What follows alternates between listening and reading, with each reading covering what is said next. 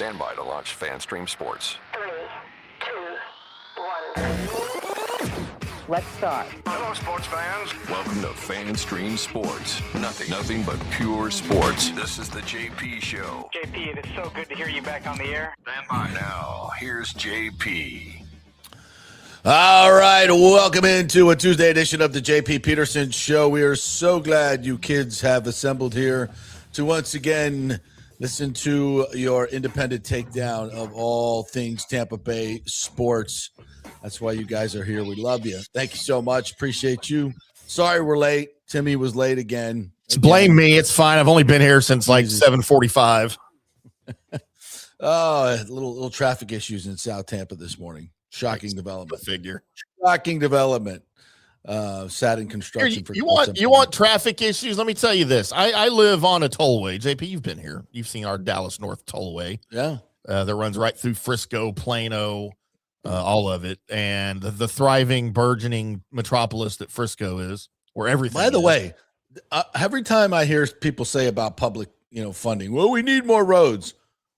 We got to pay for them. We are paying for them. Every road they build is a toll road. Like, when did that start? Every freaking new road is a toll road. Toll roads used to. But I thought you always say, oh, we need money for roads. Which is it? Are we paying or are we not paying? We paying you in taxes or we paying you in tolls? Which is it? Yeah, continue. I'm sorry. Yeah, and by the way, toll roads used to only be toll roads until the road was paid for. Oh, you remember that? Then they would take the tolls out. That's like that gas they once that gas tax they once repealed, or any tax they once repealed. Yeah. Which one? None. They've never done it. So the Dallas North Tollway, I live off of the Dallas North Tollway, just north, up in North Frisco, Little Elm. Our studio is in Addison, for those that know the Dallas area. So it's about a 12-mile journey for me. And with no traffic on the toll road at 75 miles an hour, I can be at the studio in about 17 minutes. All right? Right. It also costs me $11. $11 each way. So each way? I don't take the tollway to work, obviously, or home. I go side roads. Do you know how long it takes me to get here? 17 miles, JP. How long? It took me an hour. Yeah. And that is normal traffic. That is not because there was a wreck. That's because of all of the freaking traffic in North Dallas. And nobody wants to go on the toll road because it costs you $100 a week. Yeah, that's ridiculous. That's a ridiculous amount of money for a toll road. Holy shit. They're just going to tax us into freaking oblivion. It's going to be two classes, dependent on government and government elites. That's it. That's all you're going to have. I don't know how it is in Florida. Our North Texas Tollway Authority, NTTA, runs all the toll roads in North Texas. It is a private company. It is not government funded. Yeah, I don't get that. But yet we're paying all these taxes for roads. Road and bridge tax, right? Yeah. Part of our registration. Infrastructure. Yeah. But it's all, every infrastructure piece you build is a toll road. It's all private.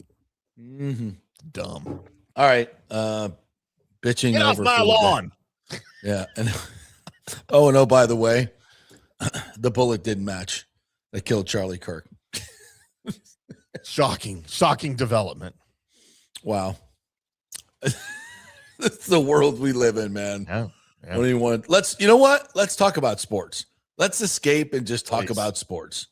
Sorry for Tim bringing up all that shit to begin with, but let's brought up my trip to work. He's late. You're just bad today, man. Or maybe it's me. Anyway, so we got the Lightning tonight against Montreal, Les Habitants. This has got to be the most meaningful game with the Les Habitants in probably 20 years since we won our first Stanley Cup and we went up there to kick their ass. Yeah, I was there for those games. Those are magical highlights of my career. Going to watch hockey in Montreal is not just a game; it's a religion. Did you ever go to the old Forum? No. I was there first time in 2003. 2003. So that was already the Bell Center. I'm pretty sure. The old Forum is now a shopping mall. Yeah. The exterior structure is still there, but they've integrated it all into a shopping mall. Oh, that's pretty cool. That's super smart. Yeah. And on the inside, they still have where the ice surface was, where the blue lines were, Of where course. the goal creases were. Why wouldn't you just have a skating rink right there? Like, how many people cool. how much money would you make on that? Man, Good God. I get chills. Only time I get chills walking into a shopping mall. Yes. is when I go to Montreal. Skate with Stéphane Gichet. Scored 50 goals. Oh, yes, man. of course. I'd pay anything for that. It's so great. All right, so we'll talk about that. We got Rays winning a nice game yesterday. Very interesting. My run continues of smashing Rays players, and then they come out and do extremely well. So thankful for that, as I took one on the chin for Nick Martinez, but we'll do that every moment we can. Great outing by him. So we'll get to all that. Some key plays by not necessarily the superstars. So this club, it's got an interesting vibe to it, and I'm going to talk a little bit about that. Some interesting characters that we're going to get to know. I like it. I like what's going on. Bowles press conference, not a whole lot of news to break, but we'll hear some sound from Todd Bowles. What I got mostly yesterday was there's no panic, there's no real concern, we're good. Everything is just mid. We're just mid. Yeah. No, we lost a few games and we shouldn't have, and we need to be better. We need to coach it better. We need to play it better. And Did you expect anything different though? No, but it's just this is entertainment, right?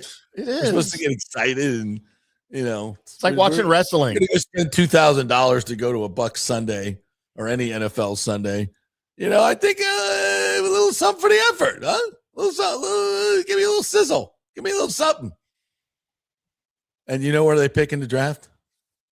Mid. 15. Mid. I guess 16 would be mid, but that's about as close as you can get. It's like, what is there to get psyched up about? There's no Artemis rocket here. There's nothing to be excited about. Hey, what about that linebacker we picked up? Yeah. 32 years old. What about that other one from the Panthers? Yeah. He's ranked 76 out of 80 starting linebackers, 90 start, whatever it is. Don't involve PFF in this. Poor guys. Well, I guess there was a bloodletting in PFF. There was. Welcome to the wonderful world of modern media where AI does everything. At a place like PFF, at some point, they probably figured, you know what? I think a robot's going to take my job. AI is going to take my job. Yeah, we do all this stuff with computers. It's really good. But you know what? They don't need me anymore. But actually, they do. It's cheaper to pay $20 a month for a AI subscription than pay all your writers. Absolutely. 100%. Just AI aggregate scouting stories on these players. Yeah. Ooh, we just saved $1 million. Buy another yacht. Woo. Great. Think about it. Chris Collinsworth can buy another yacht now. Great. Exciting. He deserves it. Super good. Oh, of course he does. Love Chris Collinsworth. So we'll get into all that as well. All right, let's start with the Rays. A 3-2 win yesterday against Milwaukee. Really good club, right? Really excellent baseball team at their place. Nick Martinez, who had an absolutely dreadful spring, and that's not why we were down on him. It was just more of the money and the age and all, his recent lack of production. We were just concerned, like, what's this going to look like? Well, it looked fantastic. He was absolutely spot on. He was surgical in his placement, as his catcher said after the game. He was absolutely a bulldog out there. I love his demeanor. Love his demeanor on the mound. He's just, let's get to it. I'm coming at you. Here we go. Even after he gave up the 2-run bomb, he's like right back at it. No flinches. Here we go. That's what you got to be. In that situation, you're the veteran. And great clubhouse presence. That's what they're paying for. Well, that's what they got yesterday. They got a bulldog start. Loved every minute of it. He was in control. He was decisive. He was executing. And that's fun to watch. To be quite honest, it was really fun to watch. He had a little get to it. Hit 96 a few times. But his control and his his slider, his off-speed stuff was just really, really on point. Really on point. A lot of soft contact, swing and miss. Good, just an absolutely epic outing from Nick Martinez. Could not ask for anything else than that. And the bullpen was good. The bullpen was really good for the most part. They came in, and it was a little weird how they used the bullpen, and Orestes will be in here at the end of the show to kind of talk about that. It's really interesting. We've seen Griffin Jackson and Clevenger now in very early in the game in the 7th inning. It's more of a matchup at the end of the game against putting your best hitters, your best pitchers against their best hitters. And it's interesting because you get to the 7th, 8th, 9th, and let's say you're at the top of the order. Okay, you want to bring in your 2nd, 3rd, or 4th best reliever at that point? Or would you rather bring in your best relievers to face the best hitters and then kind of do it backwards? And then if you get 1, 2, 3, and then you get your next high leverage guy in there for 4, 5, 6, you can bring in number 3 or 4 to get 7, 8, 9. It's not a bad strategy. It's unorthodox. I get that. Now, and to Orestes' point, I think he'll make that when he gets here, is like the difference is, even though it's 7, 8, 9, the guy that's pitching is not used to closing. That's a different animal. Closing games is a different mental mindset. Being a closer in MLB is similar to being a goalie in the NHL. Those guys are just wired different. Yeah. It's a great point. It's just I don't think football has a commensurate comparison. I don't think it does. But I don't either. In these games, you might look to in basketball. Games have closers too, offensive and defensive closers, right? So there's a little bit of a comparison there, but yeah, it's a different mentality. Even though that it's kind of an analytic thought, right? Best on best, worst on worst. But how does it work in the real world? Like, how do we measure the guts, the heart, the mental makeup to get into those pressure situations? Guys perform differently under different situations, right? The greats are impervious. In fact, when the pressure is the highest, they raise their level. That takes them to another level. Whereas most mortals, it goes the other way. You're nervous. You're not as, sure of yourself. You're not as confident. Not with these guys, closers. That's who they are. Goose Gossage. I mean, if you've ever met that dude, he's wired different. He's just wired differently than most. And all the great closers are. I mean, Mariano was like just the absolute silent assassin. Yeah. You didn't think he had a pulse, but the great ones mostly have brought some energy with them. Eckersley. Yeah. Wild Thing. Yeah. I mean, Charlie Sheen. Absolutely.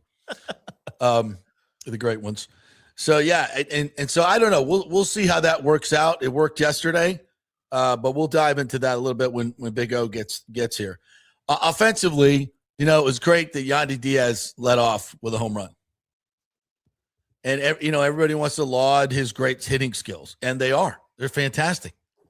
But again, in a 2-2 game, I'm thinking to myself, boy, sure would have been nice for a Chandler Simpson to get on base, which he's been doing very well. Hit the ball well again last night. Didn't get hits where he probably should have. But that's a 2-run homer instead of a solo shot. How many solo shots are we going to get from Yandy this year?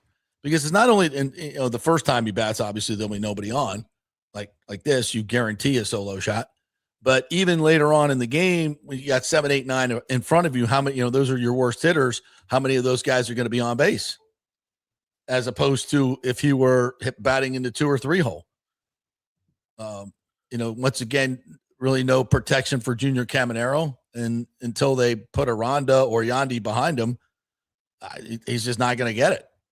He got one good pitch to hit last night, and he roped it for 100+ mile an hour single, and that was about it. So that's a little bothersome. But Johnny DeLuca and Nick Fortes. Johnny DeLuca absolutely destroyed a baseball last night. I mean, for a guy of his size to hit the ball like that, I mean, that was Jeez, Pete's, man. That was a smoke job. And they're batting from the 6 and 7 spot, right? Yeah. Yesterday. Mm-hmm. That was a freaking bomb. And that gets you even. And then you come up in the ninth, and Nick Fortes, I tell you what, man, he is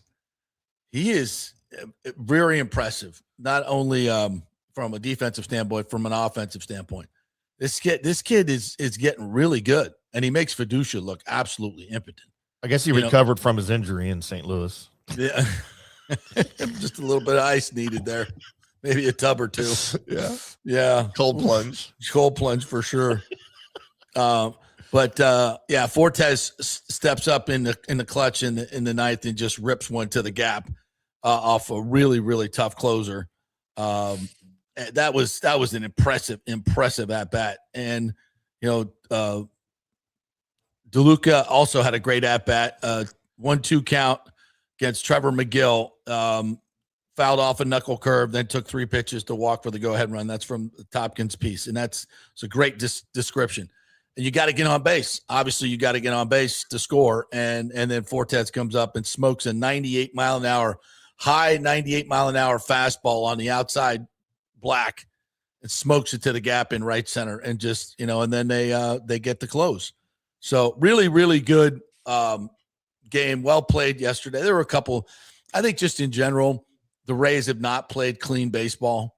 They're not, they're not throwing a lot of guys out. They've had guys steal where you're just not even paying attention, and then they score on the next single with 2 out. Just a lot of sloppy play. They've misplayed a bunch of balls in the outfield that should be outs. And the problem is when you're the Rays, you can't do that. You've got to be – that's something that doesn't take any payroll to do.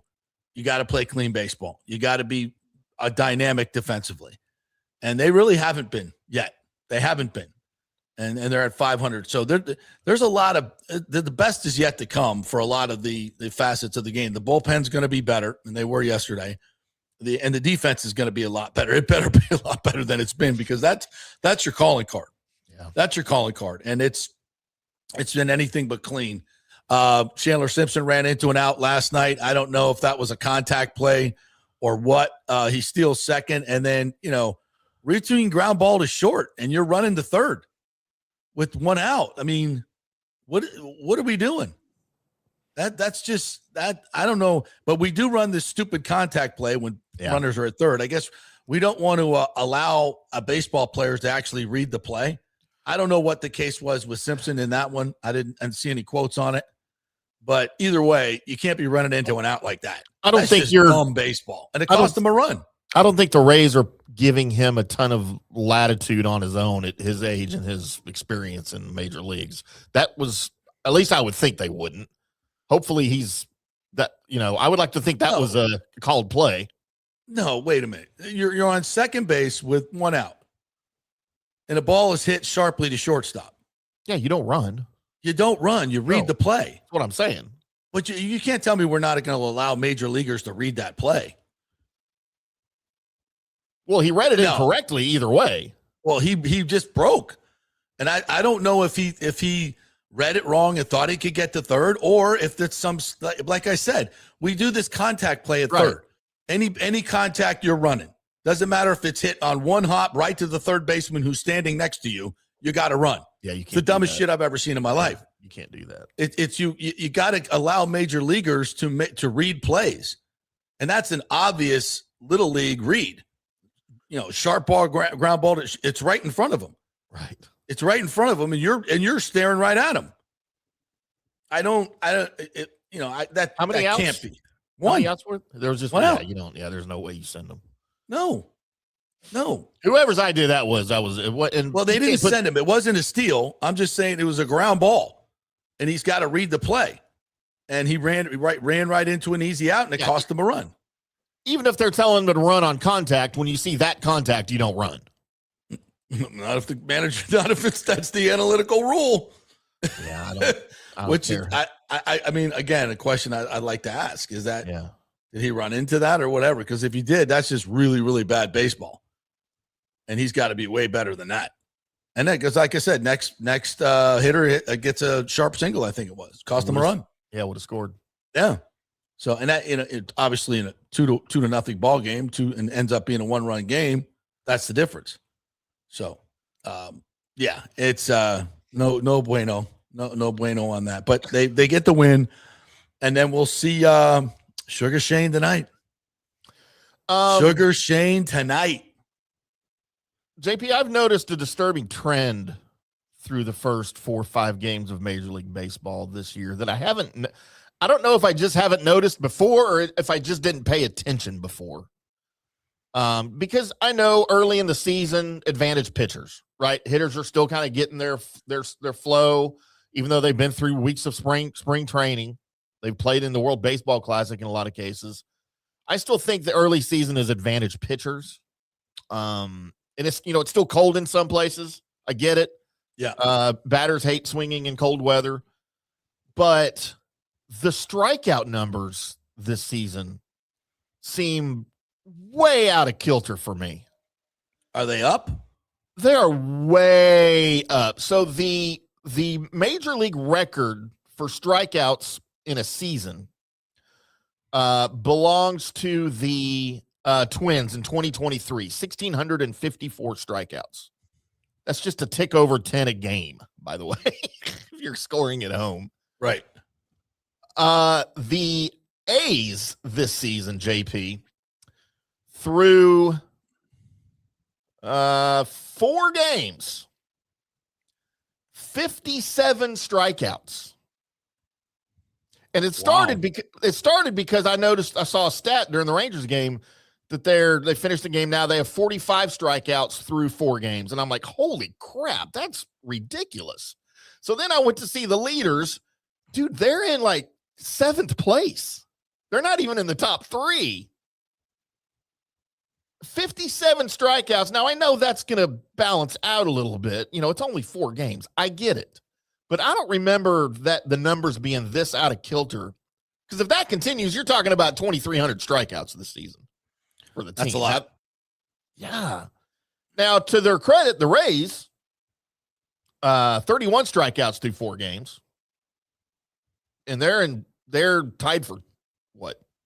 10th, I guess? They're hitting the ball well. I mean, they're hitting the ball making well. Contact. It's 7 hits last night. That's not huge, but they've had 2 17-hit games out of the first 4. They're scoring runs, and it looked bad at times in the Saturday game where they got no hit for 6 innings, and that's they're going to have some dry spells like that. Yeah. This batting order is very much a work in progress.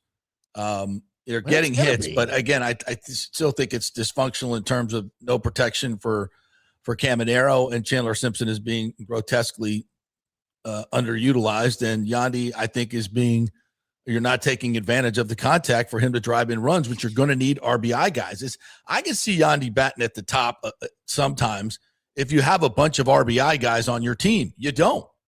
He's one of the few guys that makes elite contact in this league. Like, he makes elite contact, and if you have a leadoff guy that's available and is good for both sides, I mean, against righties and lefties, I just don't.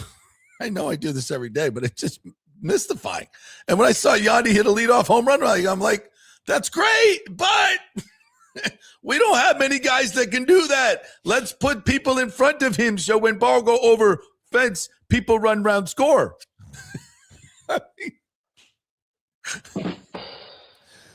So, JP, as you sit here and complain about the Rays batting order, oh God, guess who leads the Major League in batting average? The Rays. I get it. At 312. Right.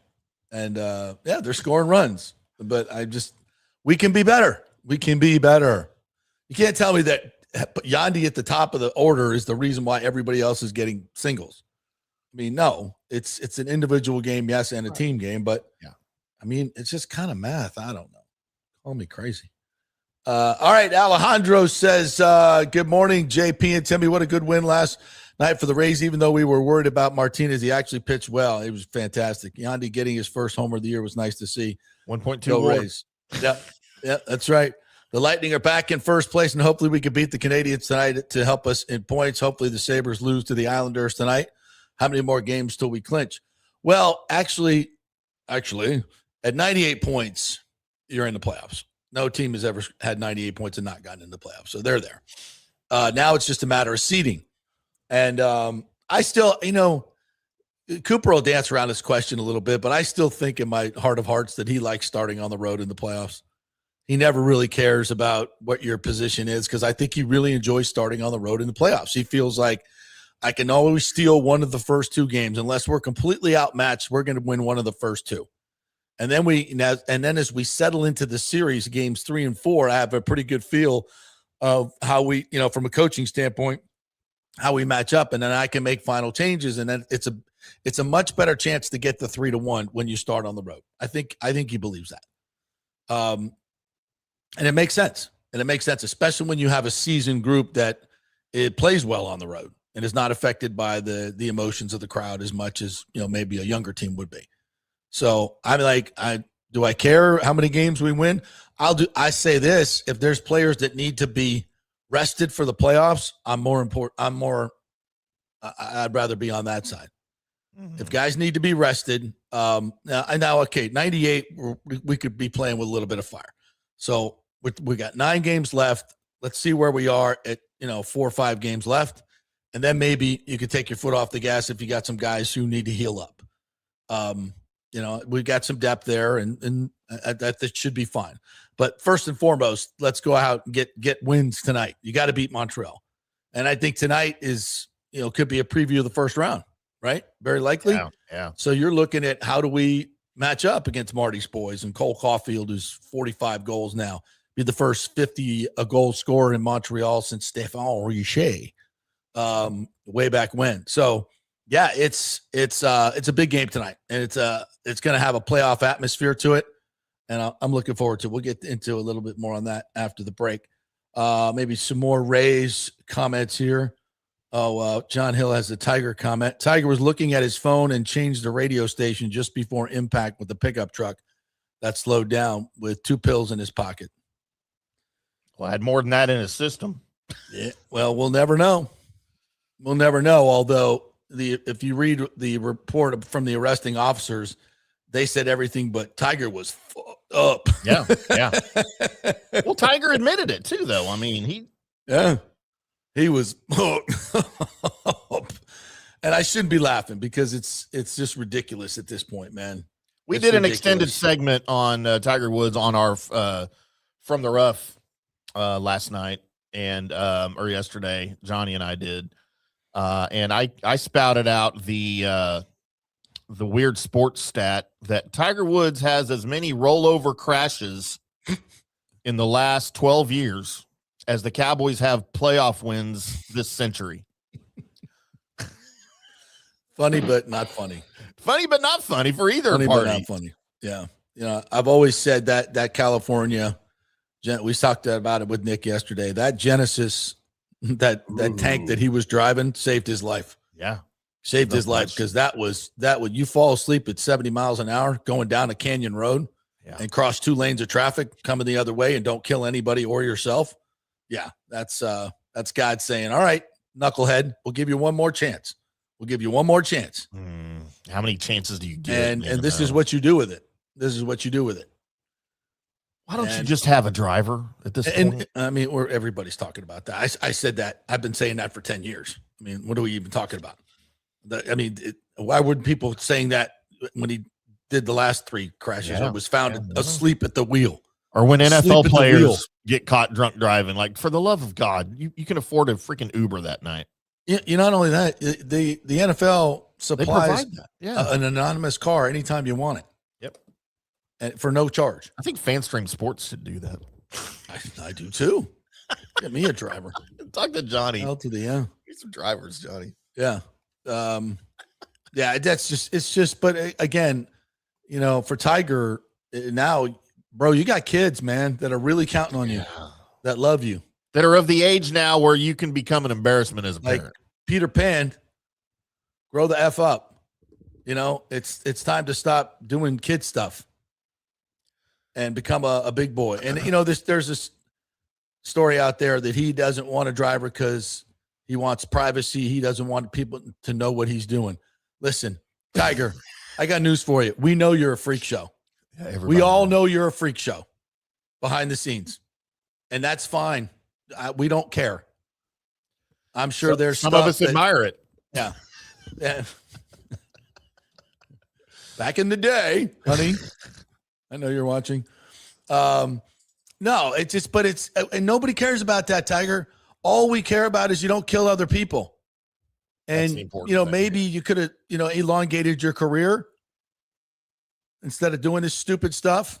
So I just watched the recap of the 2019 Masters going, oh man. What we could have had. We could have had. You stole it from us. And now you're going to steal something even more from your children who really look up to you. Grow the F up, man. Get to rehab and become a dude. Become a dad. Become a man. Those kids are counting on you. They'll always have the money. That's not what they need. They need that emotional support from the man they idolize. And they need their dad around for a while. Yeah, I mean, you're a freaking dad. You're not Tiger Woods to them. You're the dad. You're 50 now. Yeah. I kind of feel like I'm the pot calling the kettle black, though, if I criticize him for a lot of things. Yeah. I feel like I really shouldn't be talking about this conversation. Yeah. Here's something.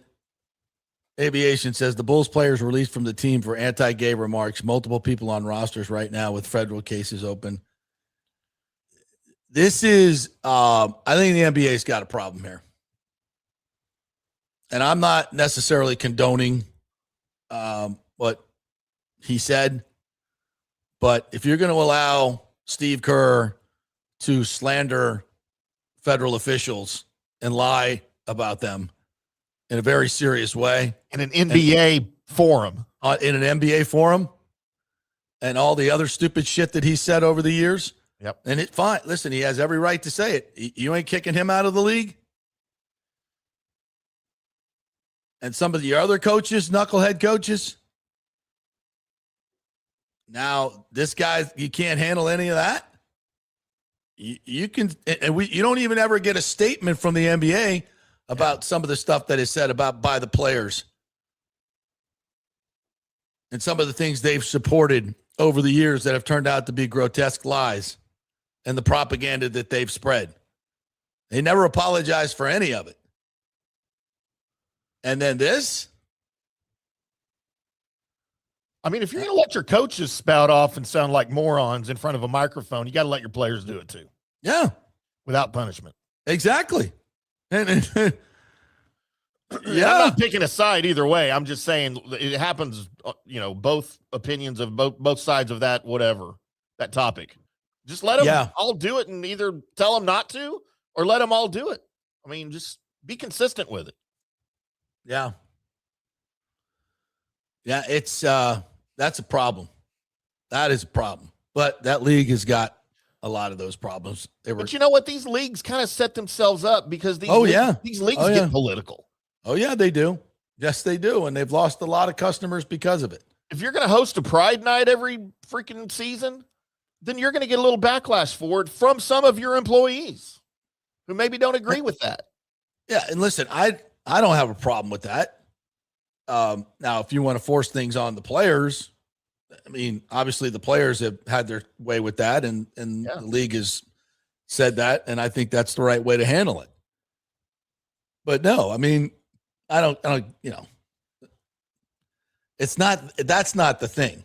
The thing is, if people disagree with you and you're only punishing one side of the aisle, that's a problem. That's a problem. I mean, there's a lot of tolerance and then there's zero tolerance. Yeah. That's a problem, especially when probably a very large portion of your fan base is on that side of the aisle. And everything, I guess, has to be political these days, but but you didn't have to make it that way. You could, you could be even heavy-handed and one-sided and admonish him and put out a statement that the Bulls don't believe this, the NBA doesn't believe this, and that's fine. I have no problem with that. Mm-hmm. But taking the man's livelihood, I don't know about that. I would think if he files a lawsuit, he'd be doing okay. Well, apparently there's a slew of active lawsuits right now from players against the leagues. Yeah. For this. Yeah. I think they got an issue on that one. All right, let's take a break. We'll come back on the other side. I want to get to a lot of your comments, and if you'd like to comment on that, please do. We'll get to a little bit more Lightning setup here. Big game tonight, and we'll talk some Buccaneers. We got some sound from Todd Bowles yesterday, courtesy of our friends at the Pewter Report, who are out there doing a great job following all the stories out there. So we will do that when we come back. We're brought to you by the great folks at Pitch Roofing. The best folks in the business. They have done a tremendous job cultivating a gazillion 5-star reviews, and that's because they do the work the right way. Listen, there's so many unscrupulous roofers out there, construction people. You've got to be very, very careful. They will tempt you with low prices, and you got to be insured. They've got to be bonded, and they got to stand behind their work. Pitch Roofing ain't going anywhere. They've been around for a long time, and they're not going anywhere. So good folks. I've met them. The folks that own it over there. So give them a call if you have any questions at all about your roof. Pitchroofing.com. Back in 3. Here for Pitch Roofing, one of our new sponsors and the most reliable and honest roofers in the business. They love the Lightning, and Bolts fans be entered to win a pair of premium Mark Club seats with every free roofing estimate from Pitch Roofing. Seats include food and beverages, early access, premium entry, and a backstage tour of Lightning Vision with yours truly. Always get 2 to 3 estimates when replacing your roof, and be sure to include Pitch as one of those roofing companies. With a free estimate from Pitch, they're not trying to hard sell you. They educate you on your roof and the process. Even if you do not choose Pitch Roofing as your roofer, they want to leave you feeling informed, knowing the different materials and manufacturers, and understanding the process and warranties. Very, very important. Pitch is an Owens Corning preferred contract, Better Business Bureau accredited, and My Safe Florida Home approved. That's very important as well. Pitch prides themselves on full transparency and customer first level of service. They also offer financing options, including 0% plans, ensuring a stress-free experience. Call my friends at Pitch Roofing, 727-67-PITCH. That's 727-677-4824, or go to pitchroofing.com. Pitch Roofing, roofing done right. As the Rays enjoy being back in their Tropicana Field home this season that was ravaged by Hurricane Milton, Italiano Insurance wants to remind us all how important it is to be properly insured. 40% of you are underinsured. That can mean financial disaster. Let the experienced and friendly agents at Italiano shop your policies for the best price and the right coverage. Italiano saved me over $1,000 on our auto insurance last year, over $500 on our homeowners insurance. They can do the same for you. That's a grand slam. Might as well get a double play by adding flood insurance and business insurance to your portfolio. Costs less than you think, and trust me, you do not want to risk your home or personal wealth. That's a whiff. So step up to the plate and call 813-877-7799 and chat with our all-star agents at Italiano Insurance, or call our Boca Grande office at 941-964-0400. JP here for Riveters, the official sports bar and grill of the JP Peterson Show. We're located just south of Ray J and Steinbrenner Field, so it's a great pre- and post-game spot, and the happy hour is amazing. Monday through Friday, 3 to 7. Check out these specials. $3 Bud Light drafts, $4 domestic bottles, $5 wells, $6 premium wells, $6 cocktails like margaritas. That's unheard of. And the Riveters food is freshly made daily. No freezers. Happy hour food specials include $3.50 tacos and barbecue sliders. $6 you get edamame or chips with the beer cheese, which is amazing. $8 buffalo chicken dip, my favorite. The truffle fries, chili cheese fries, also $8 at happy hour. As well as other specials throughout the week, including Taco Tuesdays, you get $3 tacos, and Wing Wednesdays, 7 o'clock to 1 a.m. in the morning, you get our amazing wings, 5 for $5 and $5 wells and wines. That's a good Wednesday night. So if you're tired of the preppy, overpriced, generic sports bars, come see the amazing, friendly bartenders and staff at Riveters, where customer service really matters. Riveters, just south of where the Rays and Bucs play. We'll see you there. Hey, the Golden Diamond Source wants to be your family jeweler, so don't wait any longer to find that one-of-a-kind perfect engagement ring for that special someone in your life. At the Golden Diamond Source, they can design anything you want personally. The Golden Diamond Source can help you trade in your old broken jewelry and use it towards a new purchase as well. And with gold prices at record high, now is the best time to do it. They only sell natural diamonds at the Golden Diamond Source, so if it's a real love, it should be a real natural diamond. Don't start your relationship with a fake diamond. Bad idea. And with the Golden Diamond Source first-time buyer program, you can learn all about the 4 C's in all the different shapes and styles. And they are able to show you a huge selection of inventory to choose from. And don't forget, 0% financing for up to 5 years. If you finance $5,000, it's only $83 a month. Make sure it's a Golden Diamond Source diamond, 3800 Almerton Road, always online at goldendiamond.com. It's a love you give only at Golden Diamond Source. Hey, lots going on at Genesis of Tampa, selling amazing vehicles and doing great things in the community. And March is Gray Bull Rescue Military Appreciation Month. A portion of all vehicle purchases go towards a donation to Gray Bull Rescue, who recently saved dozens of Americans from the cartel violence in Mexico. A great organization. St. Patrick's Day is coming up. Wear green, buy green, save green. Wear green to Genesis of Tampa on St. Patrick's Day, March 17th, for $500 off any vehicle in stock. Buy anything green that's green in color, the cars, SUVs, you get $1,000 off. Also, buy a vehicle between March 14th and 17th, and you'll be entered to win a trip to Ireland on us. How about that? Of course, Genesis vehicles are the best in class for value, technology, luxury. And there's a National Genesis Signature event going on currently to get 1.9% financing. Limitations apply. Whether it's the G70, G80, 90 sedans, or the incredible SUV lineup, take a test drive and see what everyone is talking about. It's special. Genesis of Tampa, 801 East Bears Avenue. Tell them JP sent you. Let's go. Right now, back to the show on FanStream Sports. All right, welcome back to the JP Peterson Show, brought to you by Genesis of Tampa. I just had a tremendous experience buying a GB70 from them. Made it really, really easy. Super friendly guys and ladies there. They do a great job just making you feel comfortable about the whole thing. The test drive is easy, no pressure. It's very like, all right, here are the numbers. Let's see what we can do.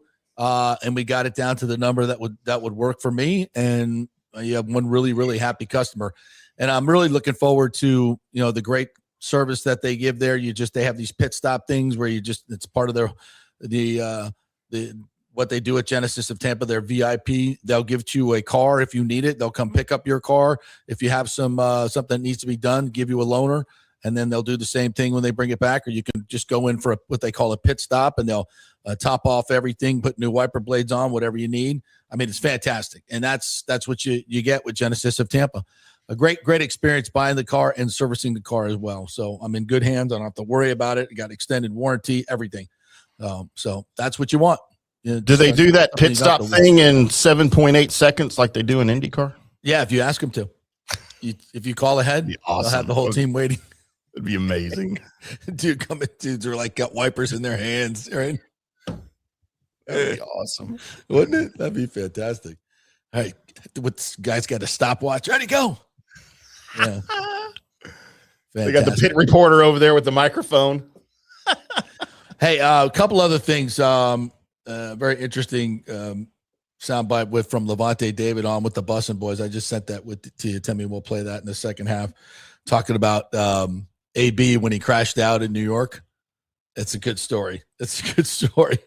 Also, there's an article written in an Auburn on an Auburn fan site, in an interview Alex Golish did, where he talked about being distracted by the job search while he was coaching at USF. We'll get into that. You don't like to see that. Oof. Wow. Explosive stuff. Especially the way they went down. Finna go off. Yeah, not cool. All right.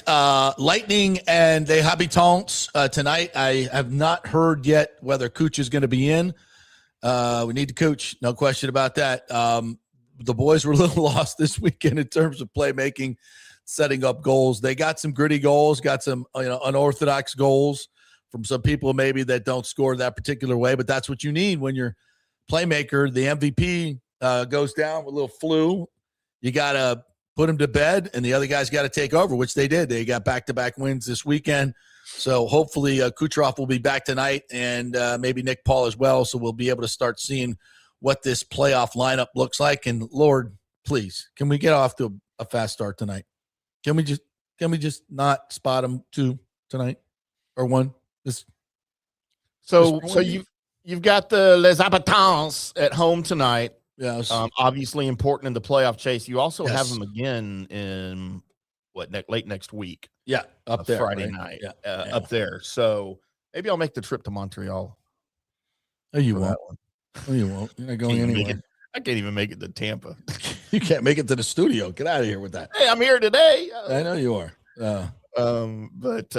So this is an important stretch in the way they're playing right now. Yeah, you the have to Montreal feel Canadiens are at 94 points, 73 games. Lightning are at 98 points, 73 games. Buffalo is at 98 points, 74 games. Carolina's at 98 points for the overall top seed in the East. Yep. Boston is sitting in the first wild card at 92, and then Columbus at 88. So all these teams that the Lightning will be playing are fighting for their playoff seeding in their playoff lives, many of them. So it's like, playoffs are on for all intents and purposes. And this is what the Lightning have to do. They've got to come out tonight and be better. They got to be better early on, because you can't keep digging holes like this. That doesn't work in the playoffs. You get away with it in the regular season because you're a good hockey team. But for the most part, no, that ain't going to work in postseason. So time to, zip that up, tighten that up, clean that up, and get Cooch healthy, get Nick Paul going a little bit, get Braden Point back to where he needs to be. As we, Vasilevsky's been fantastic. Vezina candidate. Your defensive pairings now with Hedman taking the leave of absence, I think, look really, really good and solid. And this is the team you're going to go into the playoffs with as soon as, Cooch gets back and healthy. So big time. It's a big time for the Lightning. It's time to get after it. It's been a long regular season, Olympics, all that stuff that's gone on. That's over. And now it's big boy time. It's time for the playoffs, and you got to get ready, and no more shenanigans going on. Let me ask you this, JP. If the playoffs started today, Tampa Bay would host those Columbus Blue Jackets, the hated Blue Jackets from Columbus, who, by the way, are on a little bit of a tear after being one of the most miserable teams in the league to start the season vastly improved under Dean Evison, and they made the move with former Stars coach Rick Bowness, who's got this thing on a tear. What team would you be most afraid of? Like I said, right now it's Columbus is who your opponent would be if it started today. Mm-hmm. Other possibilities are going to be obviously Boston, the Islanders of Long Island, New Yorkers. It's different this year, Timmy. Obviously a lot of these, Columbus hasn't been in the playoffs in a while, but the last time we played them, they were tough. Yeah, they were tough, and they, the Lightning, that would just seems a little bit of a sandpaper series, right. But I don't think they have enough, go and goaltending, to be a serious threat. But they're a little top heavy too. It's hard to say that though, because they're just such a different team right now than what they've been. So I don't know. I'm not saying they scare me, but Boston, they're a wild card, like not in the sense of playoff positioning, but as a roster and as a team right now, they're kind of a wild card because you don't know what you're going to get from them. Yeah, Montreal is just really talented. That's the thing about Montreal. You'll see Cole Caulfield tonight, Suzuki, but they're just talented, and they're young and they're fast, and they play like Marty. It's a dangerous combination. They're going to be a really, really good hockey team if they do things right. They have had a really nice steady climb, and I don't think they're quite ready for prime time yet, but they're coming. And this might be the last year where I can really say that. Well, and I'll be So- honest, as a Habs fan, I think they've underachieved. I might mean, not yeah, be the biggest Habs fan of fans the will head always coach say right that. now. Yeah. So they I need to don't- make a deep playoff run this season, or the locals may be yelping a little bit. About Marty, Yeah. that's silly. By the Well, way, it is what it Torts got a big win in his debut with the Golden Knights last night. How's he still in the league? How did he get another opportunity? Because ownership groups and general managers, think about it. General managers are mostly guys who played in the I know. 80s and 90s, right? Yep. When guys like Torts were the norm, you know, and I can see GMs and owners just going, you know, our boys are soft. we need to toughen them up. Who are we going to get to toughen them up? Let's call Torts. You know, I think that's old school hockey, man. I think there's a little. I think there's a little bit of that in there. Like our players are just kind of, you know, in Vegas, we're fat and happy. They all got their name on a cup for the most part, and you know they're living in Vegas. Butchie, which just wasn't hard enough on him. Let's bring in a real a-hole, and here comes. He's like the Rena badass, and here he comes. And listen, the dude's got to be pushing 70, right? No. He's a youthful man. No, he's not. I'd say 60, 65. Hang on, I'm gonna look. 64, 65. But he's got. I mean, he was just on the Olympic gold medal hockey team coaching staff. He will be 68 in June. All right, so right in the middle there, 67. Tell me, yeah, but still pushing 70, I guess. Yeah, I don't know. He is a youthful 67. I mean, he's like Pete Carroll, right? As far as that age range, he's got plenty of energy. You don't. When you chat with him, you don't like, oh, this frail old guy. No, yeah, exactly. I mean, I wouldn't want to take him on. Hell no. So we'll see how that goes. I mean, he's just one of those guys that have been around forever, and you're like, how is he still coaching? How does he get another opportunity? I think I just kind of summed that up. You know, Mike, what was his name? The Rangers Cup winning coach, Mike. Jesus, for the love of me, can't remember his last name now. He was kind of the same. He hung around for a long time. Why can't I remember this guy's name? You know what I'm talking about? One with the Rangers in '94.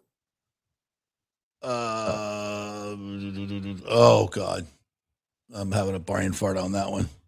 Mike Keenan. Yeah. Okay. Yeah, he was one of those guys that just like. Well, listen. I mean, NHL is retread city, right? It's just way more than any other sport for sure. Yeah, you never break up with these coaches. You just lose your turn. They come back around. It's like musical chairs. Your turn's going to come. Airweed says it was a great day for the Rays in the East yesterday. The Rays win and everyone else in the division lost. Man, we're already doing that scoreboard watching. Yankees get walked off by Cal. Randy and Cal even high-fived each other. How about that? Yeah, you got to love that. Yeah, Aviation said you need to get Tiger off the street. Yeah, I mean, somebody has to suspend his license, for God's sakes. Should not be. He won't stop driving himself, so you got to do it for him. This from Alejandro. I hear the Bucs have serious interest in signing Bobby Wagner, possibly especially since Lamonte retired. Is there a possibility, real chance that we could sign the former Super Bowl champ? Dude, that would be a major get for me. Yeah. I mean, at this point, and cost and cost effective too at his age. But dude, he's one of these ageless wonders at that position. Are we doing all our recruiting at the Villages? Actually, is that where we're just going to the local square there? It's getting all our players from the Villages. I don't know. Listen, I love Bobby Wagner. Absolutely love him. 5 years ago. But at this point, why not? You know, if it's cheap veteran is the deal, then let's go. I mean, let's load up. By the way, JP, I've calculated the Tampa Bay Rays magic number. It is 163. Thank you. Wow. Let's start checking them off. However, their magic number to be eliminated is 160. I love it. For those out there scoring at home. Yeah. Hey, listen, baseball season, everything means more in the early going, like everything is magnified. We're talking about every part of the game. Like game 72 will be like, yeah, Rays won. Next, what the Bucs do today in OTAs? Yeah. They're at 500. You got to have fun with it while we can, while it matters. Right. Yeah, absolutely. Bucs Basement with a super chat says Bowles press conference was predictable. Yeah. Shocking. It was, predictable mid. Everything is just like mid right now for the Buccaneers. No excitement. Nothing to really get excited about. Since I mentioned AB, you want to play this Levante thing? So this is him on Bussing with the Boys, talking about when AB went crazy. Where'd you go? I'm here. Your vantage point during the Antonio Brown moment? I tell you this, bro. Leading up to that, you saw it stirring up. You saw it brewing. He came one day, like we was in there, whatever. Oh, dear. What happened? It's the good part. Try it again. Antonio Brown moment. I tell you this, bro. Leading up to that, you saw it stirring up. You saw it brewing. He came one day, like we was in there, whatever. Dadgummit. Oh, dear. That happens. Let me see if I can do this. Hold on. I'll just do it during the Antonio Brown moment. I tell you this, bro. Leading up to that, you saw it stirring up. You saw it brewing. He came one day, like we was in there, whatever. We was in the locker room. We be chilling in the locker room. He came in there. He was complaining about how after he scored a touchdown. I'm like, bro, like you had over 100 yards. Like, what you talking about? He's just like pissed off. You can see, like he might snap soon. He was just going off about something small. Yeah, just something small. And then Might was snap another soon. point, like I wasn't there, but like one day I came back for meetings or whatever. And I'm like, Monte, bro, we need you, man. We need you to calm AB down. I'm like, AB, we're like, what happened with AB? Like AB was having in practice going crazy, like, and it was a walkthrough practice. He just sprinting, Of course it was a ball, walkthrough. throwing it at people, like cursing people out. And I'm like, damn, what you snapping for? Like he going off on coaches, like give me the fucking ball, like going off and stuff like that. And I'm like, damn, what's going on, bro? So that game, I wasn't surprised in a sense, but the way he did, like during the game, I was like, damn, AB, like why you doing that, man? And then like, to be honest with you, man, AB kind of messed up our chances going to the second Super Bowl. Yeah, That you dude, think? bro, he was really good football player. And you rub him the wrong way, you're going to get AB, you're going to get Antonio Brown. And that day, I'm going to with AB. Maybe. Listen, man, that's from Bussing with the Boys. I remember that time, you weren't with us, Timmy, I think at that time, but we were talking about this because I was hearing things about, AB's going, AB's not in a good place. And I remember watching that thing go down. I was actually It's against the Jets, right? yeah, it's against the Jets. It was a road game, and I was watching it with some friends at the St. Pete Pier. And it was like I was like, oh shit. Like what the F just happened? He was What throwing the his gear F as he's just taking it off. happened? He's throwing it up in the stands and stuff. And Yeah. And Dante's coming over to him, and Mike Evans was, and then it was just like, oh. And then after the game, Bruce was like, I told him go F himself, basically. And because Bruce, they were trying to get Bruce to kind of lay off because that was it with AB, right? Like Bruce never wanted AB on the team, never. In fact, told me to my face at Paul Messia that he will never play for the Buccaneers ever. No, he never. And Brady obviously had more power than Bruce Arians. Power of Brady. That's right. And he I'll vouch for him, blah, blah, blah. So when that went down in practice, how do you think Tom Brady felt? Like now he's because Tom, guess what? At some point you can't control him. Yeah. You think you can, but you can't. And that screwed up their whole second run. It's a 13-win team. That team was better than the year before. No question. No question. And they were on their way. And then that shit happened. And it just derailed the whole damn thing. The whole damn thing. And I'll never forget. This is another reason I don't like Brady in some ways. How was that? Is he did not support Bruce Arians in that moment. Even after the game and even later on in the week. Was still trying to support Antonio Brown. Now, it was probably because Brady knew that they weren't going to win a Super Bowl without him. Maybe that was why. But at some point, good God. And I would say to anybody, like, even if he stayed on the team, he would have been such a disruptive force that it would have tore the team apart, just like it did in Pittsburgh. Yeah. So you were going to lose either way, and that was AB. You held him under check for half a season. You won a Super Bowl, but it was never going to be a long-term plan. But to hear that, and just to know that things like that go on all the time, and you never hear about it. You never hear about it. Or we'll come to you, or I'll come to you and say, hey, I'm hearing some things.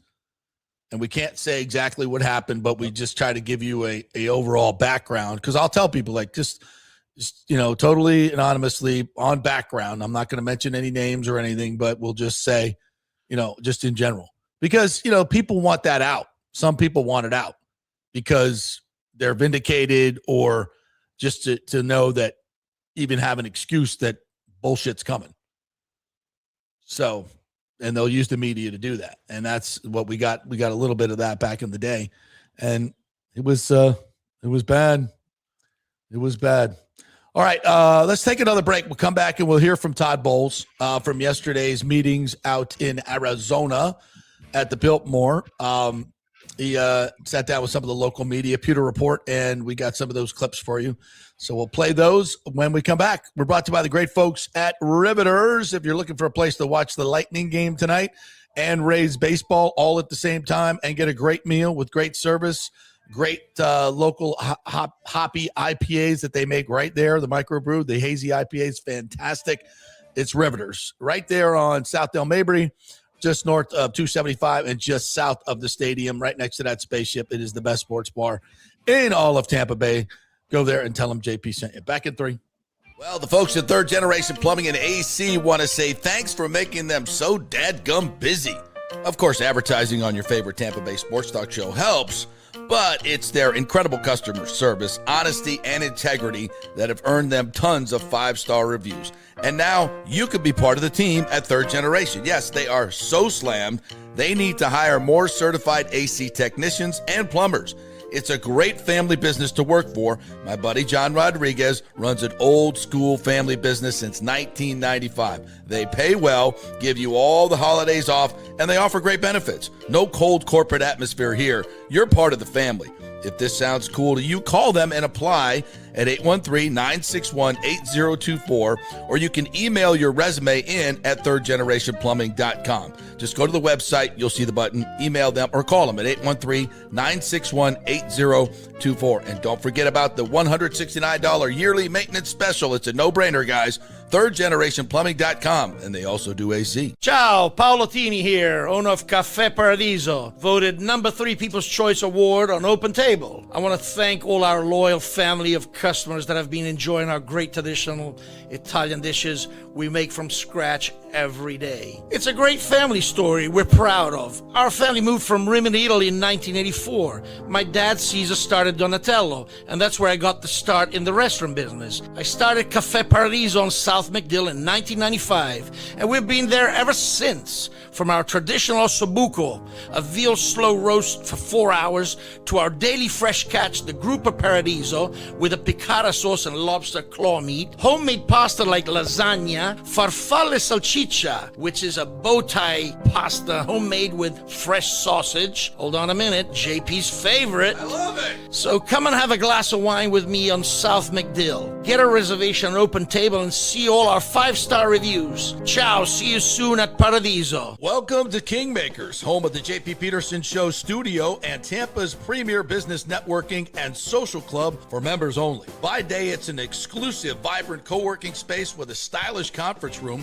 focus rooms, a full production studio, and an in-house marketing team. And by night, Kingmakers transforms into a sports-centric social hub with a full sports bar, golf simulator, and exclusive events. For young entrepreneurs and seasoned professionals, it's the perfect place to work hard, play hard, and make big moves in Midtown Tampa. Close the deal, celebrate the win. Only at Kingmakers. Become a member today at kingmakerstampa.com. Your business, your club. Sports fans, it's time to gear up. Head to fanstreamsports.com and check out our brand new merchandise store. We're talking bold t-shirts, 3/4 zips, hoodies, hats, mugs, and more. Everything you need to rep your favorite shows and your favorite crew. Whether you're rolling with the JP Peterson Show in Tampa Bay, From the Rough in Dallas, the Tim May Show featuring Clay Hall, or the Jeff Thidoff Show in Ohio, or any of our FanStream Sports original programming, we've got the perfect look for game day and every day. So don't wait. fanstreamsports.com. Click merch and grab your gear now. Wear the stream, live the stream. fanstreamsports.com. Hey, JP here for my concierge medical professional, Chris Lugo, PA. You've heard him on the show for a couple of years where he shares invaluable medical, nutritional, and supplement advice. With Chris, it's like having a medical provider as your best friend. What I love about this concierge service is the convenience and support he offers. I can text or call him 24/7 with any questions or concerns, and he'll promptly call in a prescription if needed. No office visits or copays required. It gives me peace of mind knowing I have someone genuinely invested in my health, not just focused on insurance profits. And the best part, the Bay Area Modern Medical Center's personal concierge service is more affordable than you might think. Don't let insurance companies dictate your health care. Take control of your health and wellness today. Visit BAMMC.com for more information and to schedule your initial free consultation. Empower yourself and take charge of your personal health with BAMMC.com. Let's go. Right now, back to the show on FanStream Sports. All right, welcome back to the JP Peterson Show, brought to you by the Gold and Diamond Source. Hey, coming up in April, it's Diamond Month. That is the birthstone of April. And you're going to get 20% off all your diamonds at the Gold and Diamond Source. That's a great deal. And don't forget, if you have any jewelry at home that you're not wearing or your wife's not wearing, and say, hey, honey, you don't wear these anymore, take them into the Gold and Diamond Source and get me a new watch. I mean, I'll get you something really shiny. It'll be nice. And my new watch. Yeah, either way you want to play it, but just I would approach it that way. No chance that will go wrong. Where's the receipt, honey? Yeah, just go get the stuff that she's not wearing and turn it into something wonderful for her. We love that at the Gold and Diamond Source. And remember, your diamonds never lose value. If you buy them at the Gold and Diamond Source, you can bring them back and get what you paid and upgrade to something else, or just change it out. That's kind of cool, right? Gold and Diamond Source, you can do it all right there, 3800 Homerton Road, always online at thegoldendiamondsource.com. All right, let's talk some Buccaneers, shall we?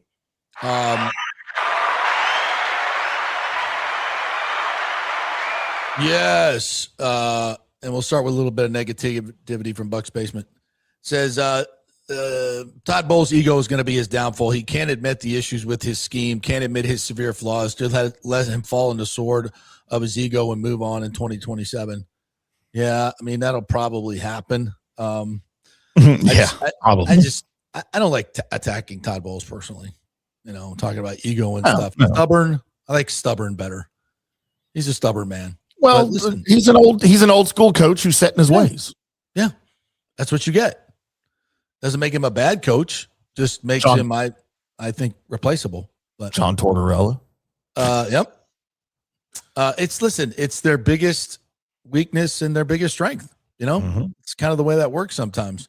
And when they're winning, it's a strength, and when they're losing, it's a weakness. Yeah. He also says, I honestly think, JP, that the Glazers would have moved on from Bowles this past year if they did not give him that extension, which they clearly regret doing. I mean, I don't think you should be making decisions of your head coach of your football team because of $12 million, if that's the buyout. If you're doing that, you probably shouldn't be in the business. So I have a hard to believe in that. But maybe, who knows what's going on with the Glazers. Joel will talk today.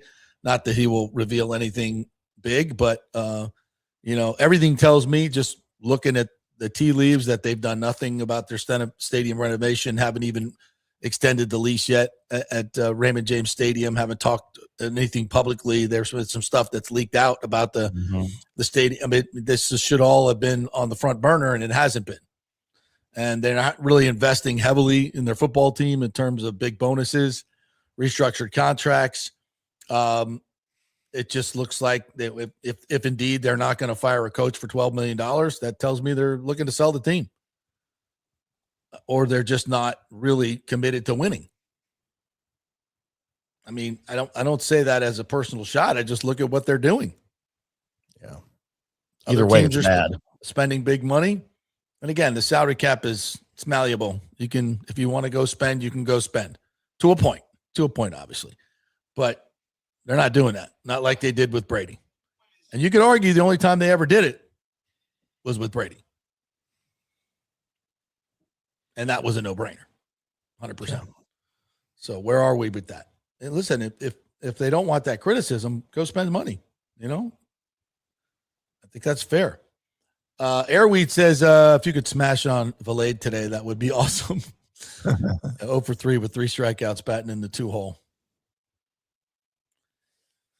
Just a snapshot, but at some point in this season, I hope to God that Cash and the humongous analytics crew that is employed by this team will say, Simpson, Yandy, Caminero, Aranda. Let's just stick with that. Every game. It's not, there's no brilliance to it. And I guess if you're paying that many analytics people, you got to use them. But makes 0 sense. They should have to, when they put out the lineup, they should have to put notes next to every like explain. Yeah, if they're going to do this stuff, why not? Chandler Simpson is batting in the 5-hole today behind Junior Caminero because on Tuesdays when the roof is shut and they're facing a left-hander against, blah blah blah blah blah, whatever analysis they want to give me, I just need something to go with, or it's going to drive me up a freaking wall.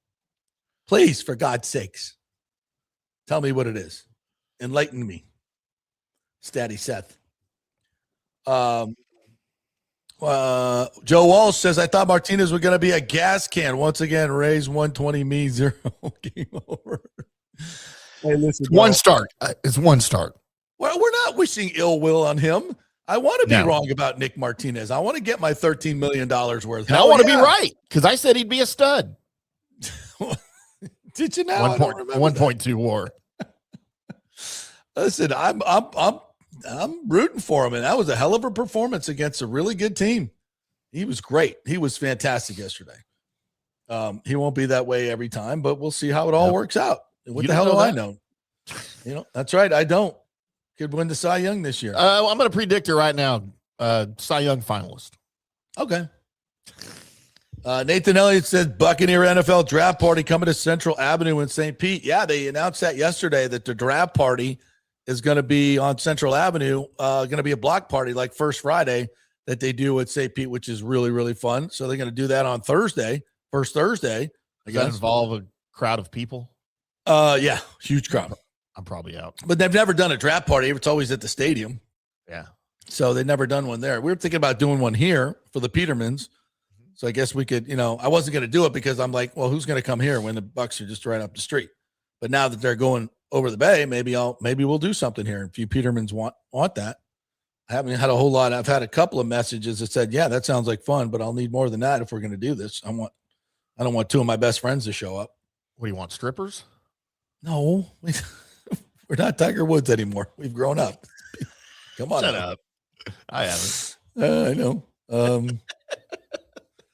But I mean, if you listen, you've got your own studio there. I'm sure there's plenty of Cowboys fans that would love that kind of draft party over there.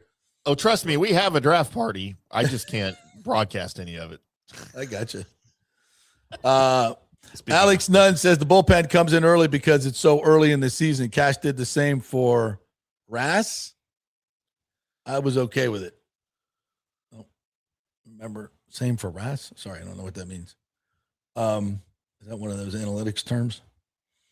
What else we got here? Alex also says, I know the season is young, but want to see more from guys like Mullins. Disappointing so far.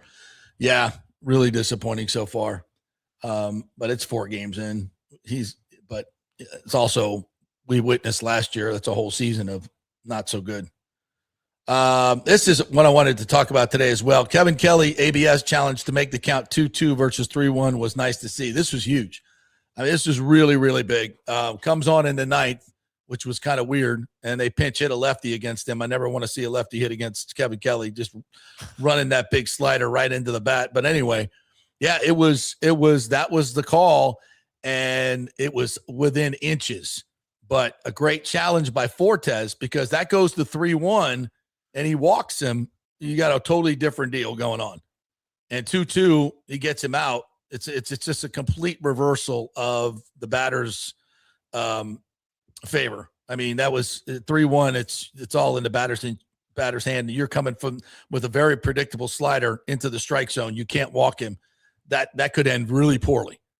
And at 2-2, you got a lot more options. And I think he got him on a strikeout, if I'm not mistaken.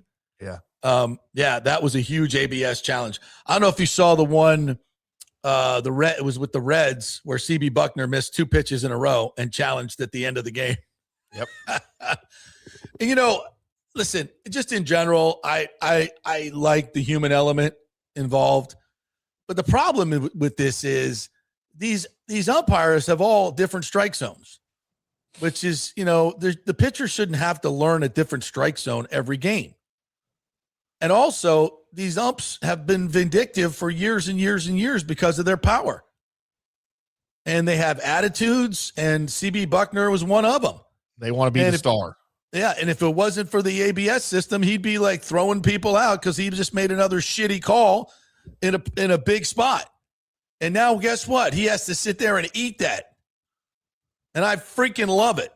I absolutely love it. Just like we want NFL referees to at least the head referee address the media after every game, I think umpires should have to address the media after every game. I agree. Not with the freaking pool reporter. It needs to be everybody. And you know what? Hey, and by the way, let's talk about the ABS system. Has there been any negatives so far through 4 or 5 games throughout the league? Unless you're a home plate umpire? Yeah. It's expeditious. Yeah. I mean, they say it takes an average of 14 seconds. Yeah. They're doing it great. I didn't think I was gonna. It just generally I don't like reviews anymore. They just take way too much time. Well, the NFL and basketball ruined it for everybody. Oh, and basketball, it's just effing ridiculous. Jesus Christ! I mean, as if the end of an NBA game wasn't slow enough. Now we're challenging every fucking call and out of bounds. It's brutal. It's absolutely like. Yeah, I don't remember. No reason not to watch the NBA, but their end of games are just ridiculous. I don't remember. Ridiculous. I don't remember. I watched a ton of basketball, obviously, over the weekend, and I don't remember which game it was, but it was in one of the tournament games. Yeah, it was a 12-point game or something in the last 20 seconds, and they reviewed a play out of bounds. Yeah. And it took like 3 minutes. I'm like, yeah. And then you look at the first review and you go, oh, that's off that guy. I mean, we're done. We're done here. Yeah. Like 15 seconds. The first it was, and I swear to God, we're sitting there looking at the effing monitor for 3.5 minutes. I'm like, this is plain as day. It's off that dude. The same play. And it's. I don't think there's these referees have any sense of urgency whatsoever. You know why? Because the camera's on them. Yeah. The camera's on them. It's my time to shine. We'll take all freaking night to do this. And it's obvious, and there has to be an urgency to the game. There just has to be urgency for the fans, for the people watching at home, for the players. I mean, good God, move on. But ABS, and it's part of the game, really. I think now, they're doing it right too. And I didn't know if I was going to be as a purist, as a baseball historian and purist. I didn't know how I was going to feel about it, but dude, so far I'm kind of in. Like, screw the umps if they're going to get this many calls wrong. Yeah, I agree. JLR says NFL wants new stadiums with public funds. How about they guarantee games over the air, TV, not paywalls? 100%. That's a really good point. That's 100%. Really good point. Yeah. And they'll tell you, you can't really. If you have an HD antenna, you can just get the over-the-air games, which is a select game that they select in your local market. Yeah. Which are usually good enough. But, if we go to any public funding, and the same goes for the Rays, they should all be available over the air. I think. If you're going to use public funds to build a stadium, then you should make your broadcast public in some way. Should be required. Yeah, That's a must. Also, with public funding, you have to meet if the Major League Baseball is not going to have a floor, a salary floor, then any agreement that I'm putting on the table, if you're getting public money, you got to be for over a 5-year period. You've got to be at least in an upper 60% right of payrolls. So if average is 150, you got to have 5 years. You got to average $150 million payroll, or you pay a tax to the local to the locals. If the fans are helping pay for the product, put a competitive product on the field. Absolutely, or at least be compelled to. And by the way, in baseball, if you're at half payroll, you're basically just spending what you're getting from the league. Yeah. Especially if you're the Rays and you're still getting $60 million a year in revenue sharing. Alex Nunn said, I don't find the Tiger Woods comments funny. He's going to effing kill an innocent life. Shit pisses me off. If it was us, we'd have no license and time in jail. No, I agree. Yeah. Listen, every time I do laugh about it, I'm like, we shouldn't be laughing about it. And I'm laughing about not that it's funny. I'm laughing at the absurdity of it. The fact that this guy is still allowed to drive a car after all these indiscretions. And these are just the ones we know about. I mean, there's probably, hell, he may have even killed somebody already, and we wouldn't know it. We wouldn't know. We wouldn't know. If it happened behind the walls of this Jupiter gated community, you wouldn't know. And that's even the second crash he's had. Even though I know this happened inside, the police don't always get called. This time they got called. And maybe it's because all of his neighbors are effing tired of it. I mean, you think this is the first time he was going 70 miles an hour down that road where probably by 25 mile an hour speed limit? No, it wasn't.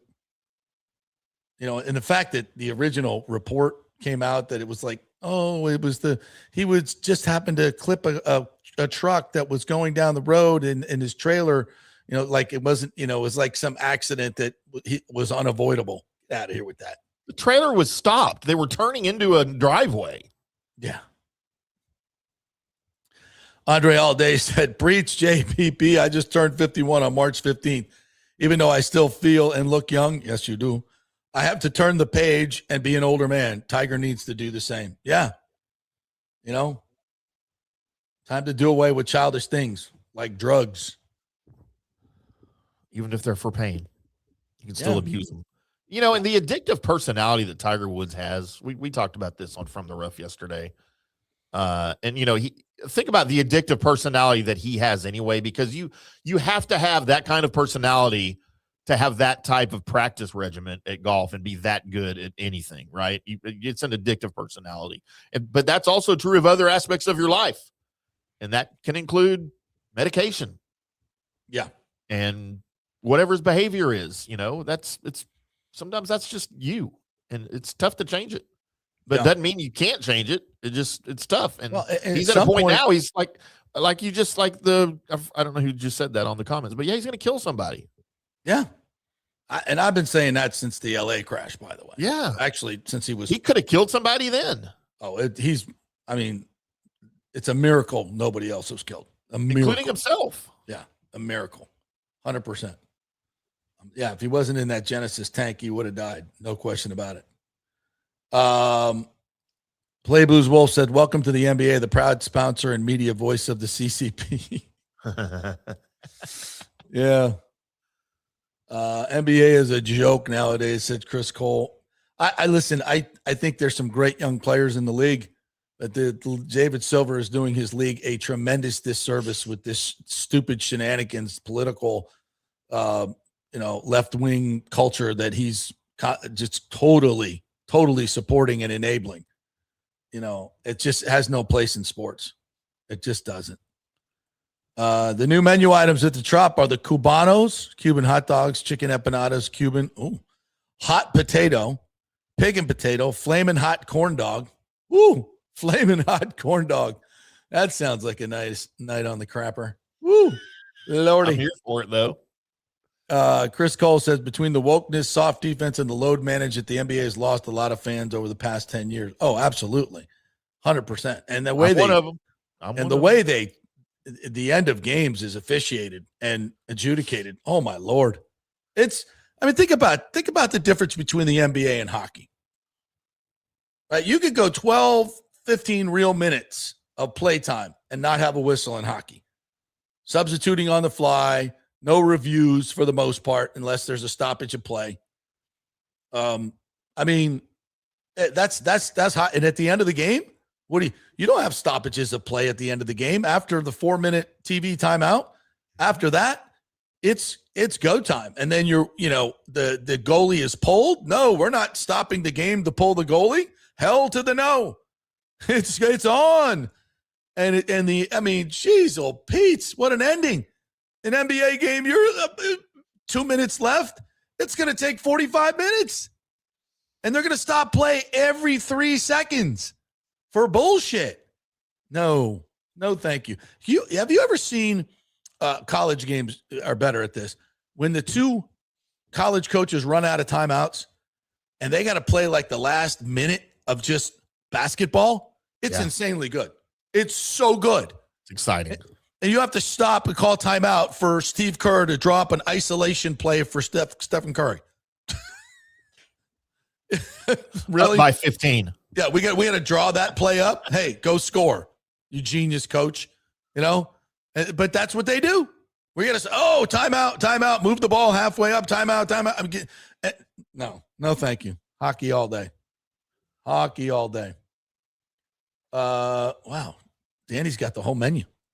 Twisted foot-long pretzel dog, sweet pretzel bites, pastrami sandwich, melted loaded nachos from the Ray's Hall of Fame Bar and Grill, smoking Ray's barbecue burger. Oh, thank you. Let's go. What else we got? Any word if Cooch is back tonight? Let's take a break. I'm going to go surf and text some folks and see if we know yet. And I'll have an answer for you when we come back. Quick break. We're brought to you by the great folks at Italiano Insurance, who welcome the Rays back to their formerly hurricane-damaged home of Tropicana Field. Boy, did somebody screw up the insurance on that. And when they did that, they certainly didn't call Italiano. I can tell you that. Nobody called Italiano and got advice on taking your less insurance on the Trop, as the roof was less likely to survive a storm. Don't do that. Italiano Insurance would never let you do that. But if you do need to repair your home, they're going to make sure that whoever you have in your insurance with will pay. They don't put you with any fly-by-night companies. So, and this just goes to show you that it is very important to be properly insured. 40% of you are not, and you're not going to know that unless you call Italiano Insurance and they figure it out for you. So take advantage of that. It's a free call. They'll also shop around your insurance and probably save you hundreds, maybe thousands of dollars. It's a pretty good deal. They still do it at Italiano Insurance. No 1-800-AI person you're talking to. You're still talking to a human being. That makes the difference. Italiano Insurance, 813-877-7799. Back in 3. As the Rays enjoy being back in their Tropicana Field home this season that was ravaged by Hurricane Milton, Italiano Insurance wants to remind us all how important it is to be properly insured. 40% of you are underinsured. That can mean financial disaster. Let the experienced and friendly agents at Italiano shop your policies for the best price and the right coverage. Italiano saved me over $1,000 on our auto insurance last year, over $500 on our homeowners insurance. They can do the same for you. That's a grand slam. Might as well get a double play by adding flood insurance and business insurance to your portfolio. Cost less than you think, and trust me, you do not want to risk your home or personal wealth. That's a whiff. So step up to the plate and call 813-877-7799 and chat with our all-star agents at Italiano Insurance, or call our Boca Grande office at 941-964-0400. Hey, lots going on at Genesis of Tampa, selling amazing vehicles and doing great things in the community. And March is Gray Bull Rescue Military Appreciation Month. A portion of all vehicle purchases go towards a donation to Gray Bull Rescue, who recently saved dozens of Americans from the cartel violence in Mexico. A great organization. St. Patrick's Day is coming up. Wear green, buy green, save green. Wear green to Genesis of Tampa on St. Patrick's Day, March 17th, for $500 off any vehicle in stock. Buy anything green that's green in color, cars, SUVs, you get $1,000 off. Also, buy a vehicle between March 14th and 17th, and you'll be entered to win a trip to Ireland on us. How about that? Of course, Genesis vehicles are the best in class for value, technology, luxury. And there's a National Genesis Signature event going on currently to get 1.9% financing. Limitations apply. Whether it's the G70, G80, 90 sedans, or the incredible SUV lineup, take a test drive and see what everyone is talking about. It's special. Genesis of Tampa, 801 East Bears Avenue. Tell them JP sent you. Hey, the Golden Diamond Source wants to be your family jeweler, so don't wait any longer to find that one-of-a-kind perfect engagement ring for that special someone in your life. At the Golden Diamond Source, they can design anything you want personally. The Golden Diamond Source can help you trade in your old broken jewelry and use it towards a new purchase as well. And with gold prices at record high, now is the best time to do it. They only sell natural diamonds at the Golden Diamond Source, so if it's a real love, it should be a real natural diamond. Don't start your relationship with a fake diamond. Bad idea. And with the Golden Diamond Source first-time buyer program, you can learn all about the 4 C's in all the different shapes and styles. And they are able to show you a huge selection of inventory to choose from. And don't forget, 0% financing for up to 5 years. If you finance $5,000, it's only $83 a month. Make sure it's a Golden Diamond Source diamond, 3800 Almerton Road, always online at goldendiamond.com. It's a love you give only at Golden Diamond Source. JP here for Riveters, our new official sports bar and grill of the JP Peterson Show. And just like our show, no BS, no corporate chain feel, just amazing, authentic folks serving great comfort food in a casual atmosphere at unheard of prices. Riveters is located just south of Raymond James and Steinbrenner Field on Dale Mabry, walking distance to the park, so free parking, great place for pregame and postgame.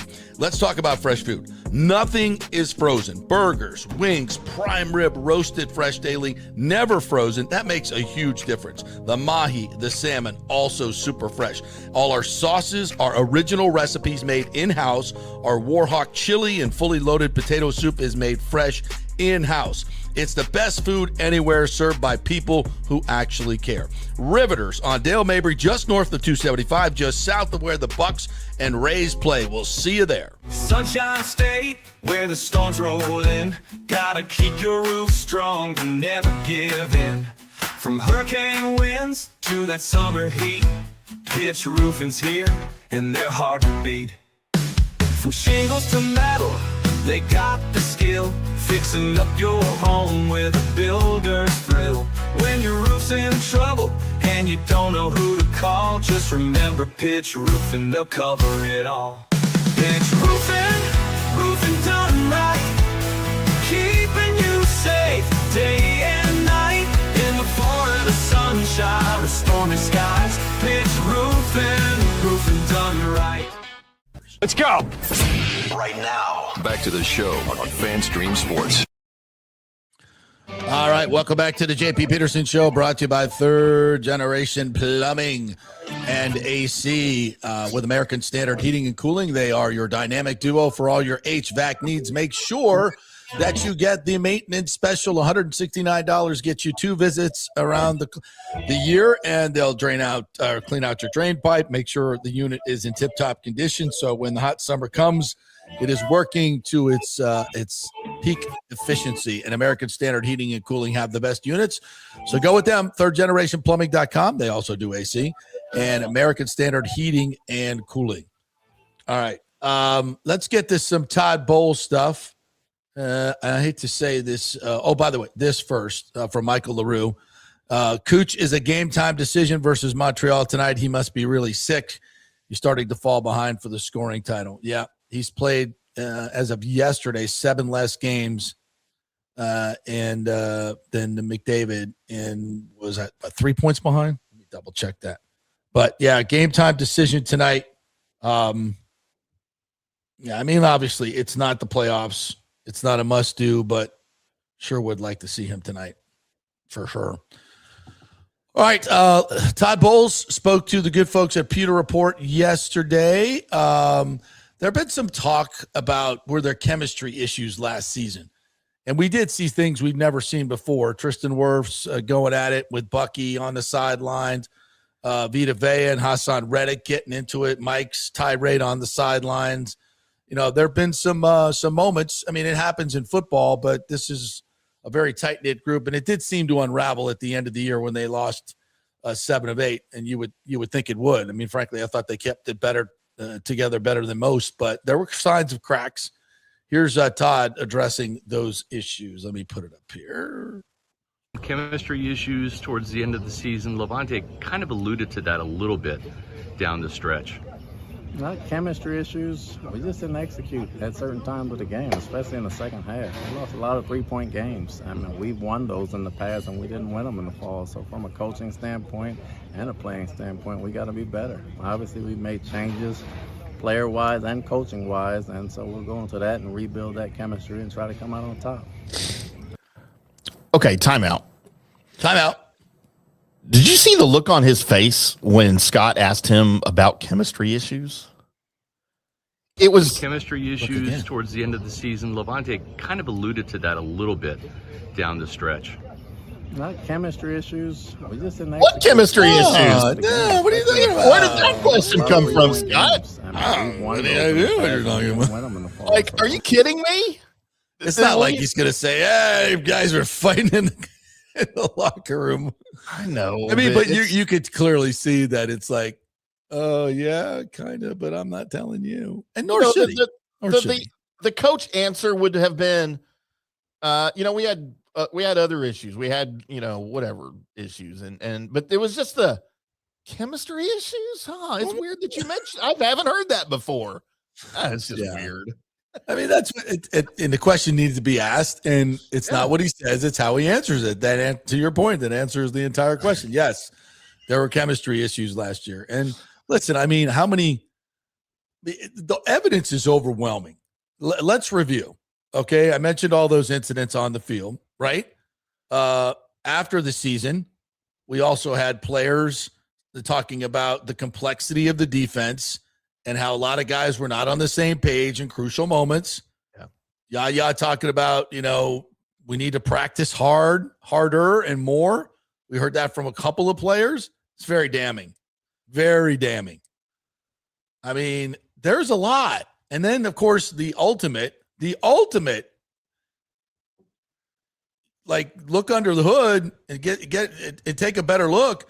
Your star, iconic player, Hall of Famer, that wanted to be a Buck for life and expressed that many, many times, not only in his words, but in his deeds, said, I'm taking much less money to go to San Francisco. I mean, that was the most damning indictment of Todd Bowles and this program. Nothing else needs to be said. And the money wasn't close. No, like nothing else needs to be said. It doesn't matter what is said by, with all due respect, to Jason Light, the Glazers, and Todd Bowles. That's the facts, Jack. That's what just happened. The guy that wanted to be here, and clearly there was something that went south with the organization. That is also incredibly clear at this point. And we can say all the platitudes and the nice things we want. What the actions and the way things have been said and handled tell you exactly what you need to know. I'm not trying to be mean. These are just the facts. Mm-hmm. These are the facts. Your iconic Hall of Famer left, and not on good terms, for a lot less money, and moved across the world to a place where Mike Evans will be a fish out of water. The Bay Area, the other Bay Area, the left coast. Yeah. I mean, that's how bad it is. I mean, more needs to be said.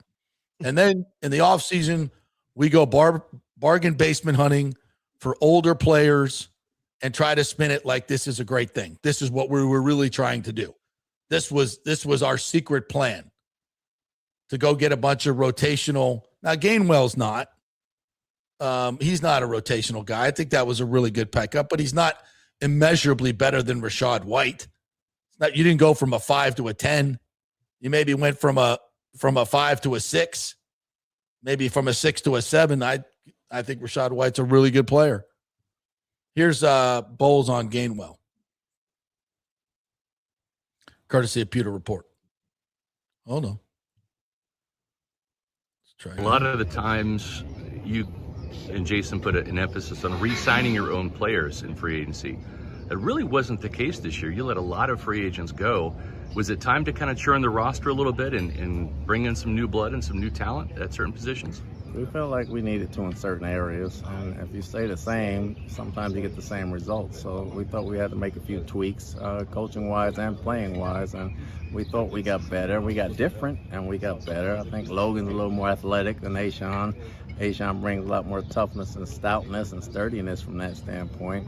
Rashad was a very good back for us on third down and could block. I think Gainwell brings a little bit more versatility from a three-team prong standpoint as far as running, catching, blocking, and special teams. Not that Rashad wasn't great, because he was.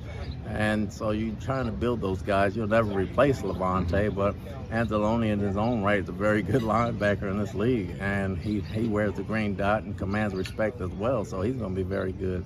And Yeah. I mean, great question there from Scott.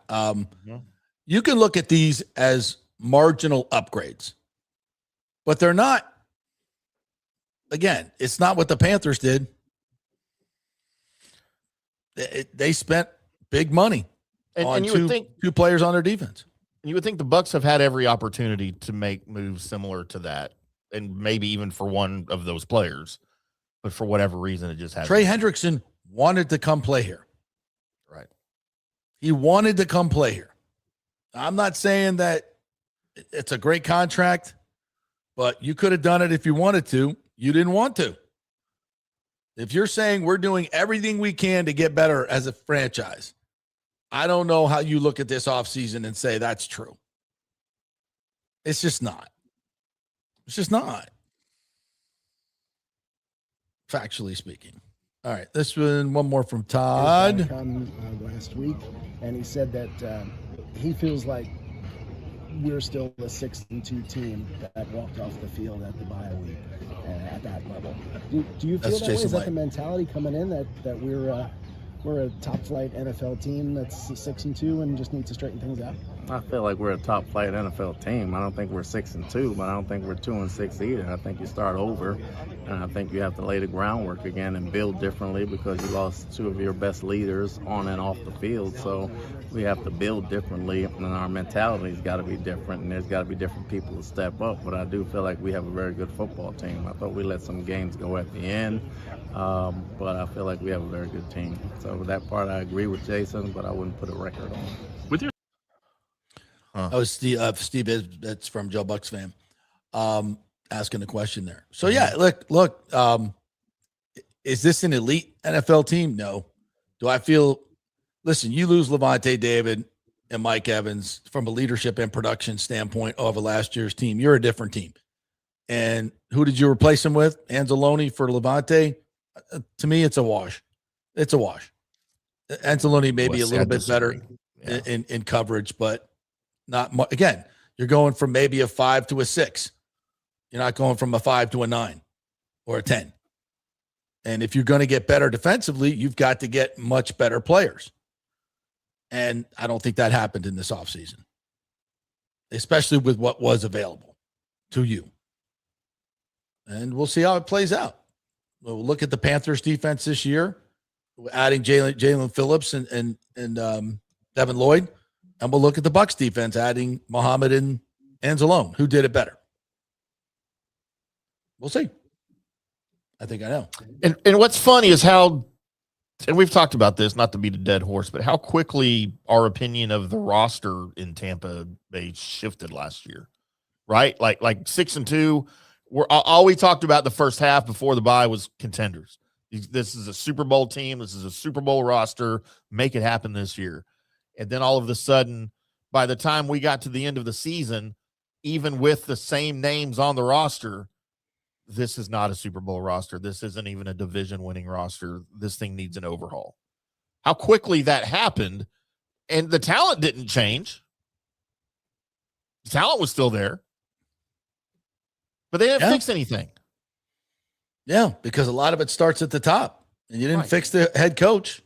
That's the main thing. You keep a 500 coach. You tell your fan base for a 5th year.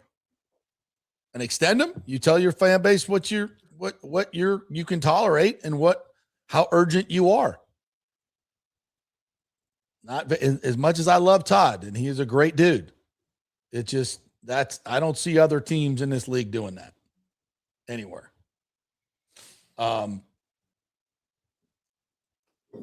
Let's see. Lonnie Wilkins says, I want the analytics people to be held to the same regard as the manager and umps publicly. I think that's fair. Yeah. If that's who's making the lineups, I want to know. And then you send cash out there to defend it, but I don't know if people are asking those questions. And I'll also say that, it's early in the season, so they want to look at things and try different things. That's fine too. But we'll see how it shakes out. If this continues for the entire year where there's never any consistency to the lineup, I don't think that's a good thing. When you have a limited number of really good hitters and power hitters, I think the lineup matters in a big way. Also, John Hill says, Gudis and Domi to start the game last night, Leafs versus Ducks with a fight. Listen, Gudis put Austin Matthews out. You knew that was coming. Yeah. As Scott Van Pelt said last night, they interviewed Gudis before the game and like, yeah, I know what's coming. I'm going to go. So he's like, that guy went to work today knowing he was going to get punched in the head a bunch of times. Unless you're a boxer, who does that? Yeah, he went to work today knowing he was going to get punched in the head a few times. Poor guy. And Domi beat the living crap out of him. Oh, kind of felt a little bad for him. Alex said Ras means Rasmussen. Okay, thank you. I appreciate that. Oh, okay. Yeah, that makes sense. I was like, I felt like there was another analytics term that I didn't know. Let's make a name for Ras or what it stands for. Bjorkstrand is expected to be a healthy scratch. What a huge disappointment he's been. Yeah, that was not a good pickup. JBB has done some really good stuff at the deadline, but last year picking up Bjorkstrand he has just not fit in. And for the life of me, a few games ago, he was on the power play at Stammer's old position. And once again, they tried to set him up for a one-timer and he broke his stick. It's not that doesn't happen, but he's so late on it. It was bad. It was just in the puck, just like this beautiful setup. He's got an open net, this great pass from Kucherov across the middle, and he goes to one time and he hits behind it like clunk by a foot. That the NBA equivalent of an air ball. I think the broken part of the stick actually hit the puck and knocked it into the corner. It was like, okay, can we be done with this? It is not working. Put somebody else over there, please. I feel like that's the NBA equivalent of an air ball, right? Like Yeah. you have this great play, Yeah. you set a guy up for like a game-winning three, and he misses the rim. Steps into it wide open and just like, yeah, whoops. Alejandro says the Yankees challenged 6 times yesterday and won all their challenges and still lost the game. Like, at what point is the umpire just completely embarrassed? Like, 6 challenges and you missed them all? Like, good Lord. Like, what did that feel like in the stadium? I didn't watch the game. I think I just want to go back and watch the replay just for that. I mean, no, they all didn't come in a row, but still one right after another. I had to tell you, I just love watching some of these older umpires who've just been god-awful forever and no accountability finally have some accountability. Can you imagine if Angel Hernandez was still in the league? Oh, good God. Good God.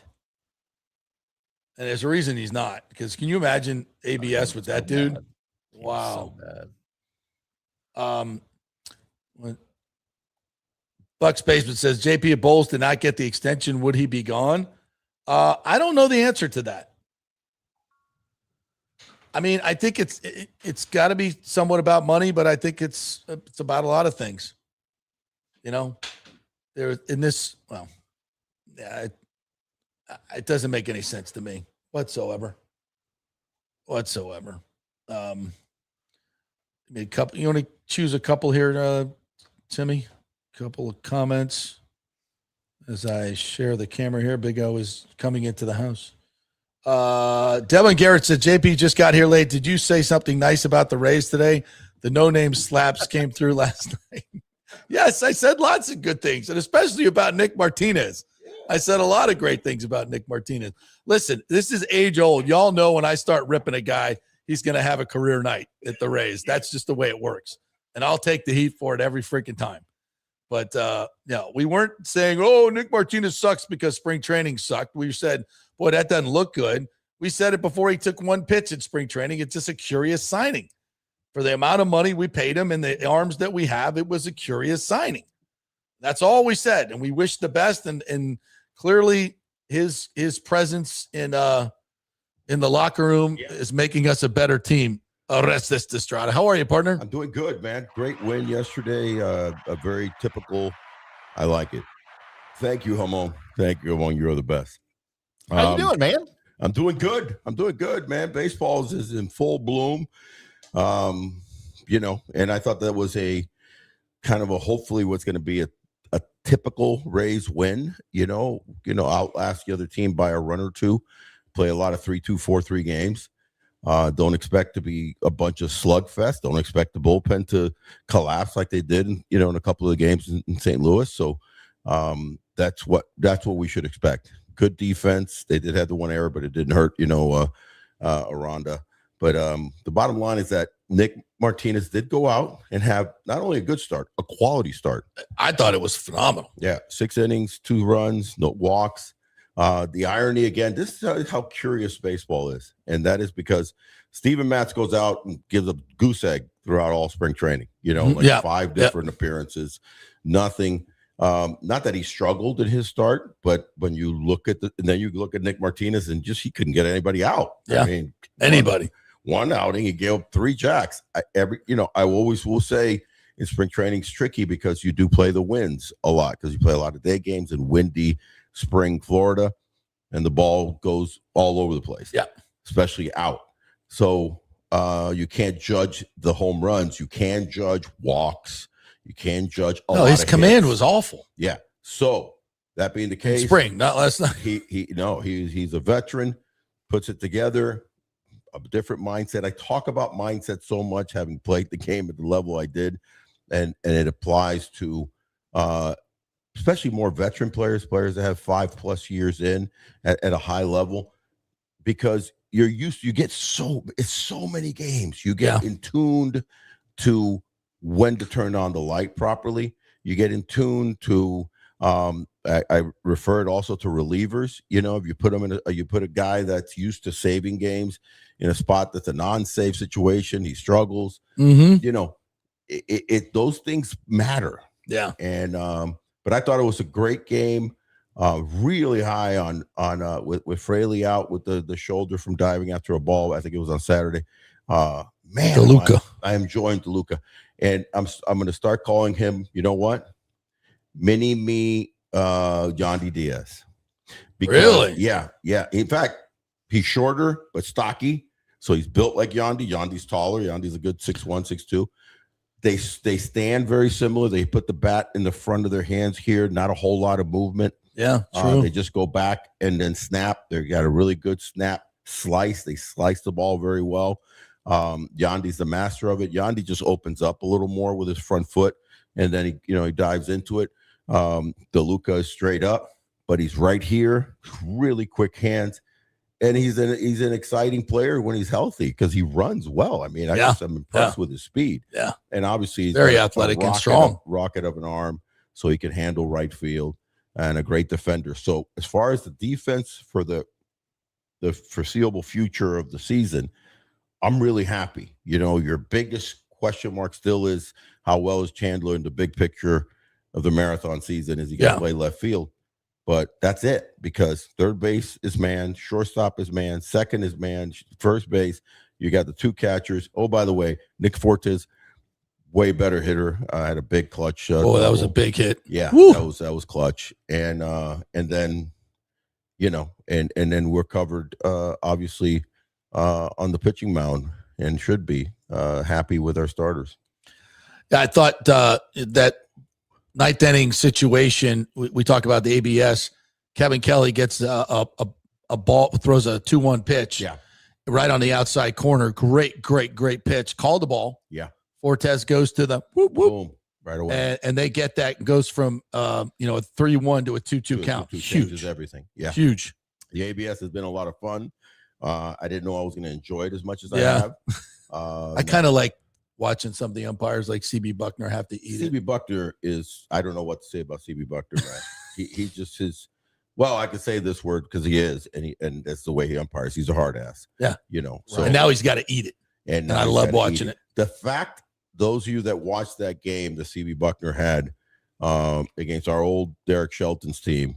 No, it wasn't against Shelton's team. It was no, I apologize. Shelty had an ABS. Shelty had the rare and probably not going to happen often, get thrown out for arguing an ABS call. Did you see that? Yeah. No, I did not. Yep. Did you see that, Hamm? I did. It's going to be a new thing. The pitcher throws a pitch in a key situation, and late in the game, I want to almost say it might have been late, might have been the ninth, but it was definitely late in the game. And the pitcher right away goes like this, JP, and he taps. I mean, fairly quickly. Right. He comes out and argues, and the call is overturned to a strike. Yeah. He comes out and argues that he did not tap quick enough. Exactly. Get out of here with that. Are you kidding me? In the other sports, when you have the red flag, when you want to call a review, the timing is you got until the next play starts, right? Yeah. And in basketball, the same thing until they throw the ball in play. So, holy cow, he said he was going by the seconds because I think what is it, Hamm? 8 seconds? I've heard 7, but the places that I look, it says immediately. So I know there's a time limit, but basically it's got to be immediate. 7 seconds. I don't think it's 7 or 8 seconds. I think it's immediately. You have to request. You can't do anything else. You can't you can't look. Throw it back to the pitcher. You can't look to the dugout. Yeah, so you can look to the dugout and they're going like tap it, and we just saw it. Or get any help. No, it's like you've got decide or not. You could take a little time, but you can't look around. You can't look at the scoreboard. You can't do anything. He went boom once, and then he doubled down on it. And Schulte. But in the other game, talking about CB Buckner. Yeah, that was the Reds and the Red Sox. Yes. And this was back-to-back misses by him. And it turned a bases loaded situation in a 5-3 game. Yeah. I guess he got the walk. Yeah. And they make it 5-4, and they were both. Yeah. No, it was clutch. Yeah. I'm on board with you, because I went into this thing like wondering how I was going to react to the ABS and just wondering if I was going to like it. I'm almost rooting for ABS now. I am too. To me, it lends a little bit of excitement and a little bit of sports tension. It's justice. It's justice for decades of us all being mistreated. Oh, jeez. Look at this. This technology evolved from the technology they have in tennis, right? For the out balls, right? Yeah. It's the same technology. And if you're a tennis fan, and I am, and I love watching tennis. Me too. To me, that's one of the most exciting plays in tennis is when they go review the play, and they whether it's in or out. And they zoom in on it, and you see that it missed by now that's available in baseball, which a lot of people are like, well, it's boring anyway. So for those people, here's the catch. This has to add something to it. Here's the catch, Hamm. The fans are getting so into it, the hometown fans. So when it's a clutch play in the 5th, 7th, 9th, people are like, they're at the edge of their seat. And when they reverse it, it's like, and there's more cheering. I saw an article where it said there was more cheering for an ABS turn than a key hit in the game. Yeah. So I'm telling you, because it's about the umps, and they've just been such a-holes for so added. Not all of them, it's some of like them. what Timmy's saying. It's added this other fun appeal. Yeah, I love it. Almost I say, Savannah Bananas type of aspect to it. And they're getting it right.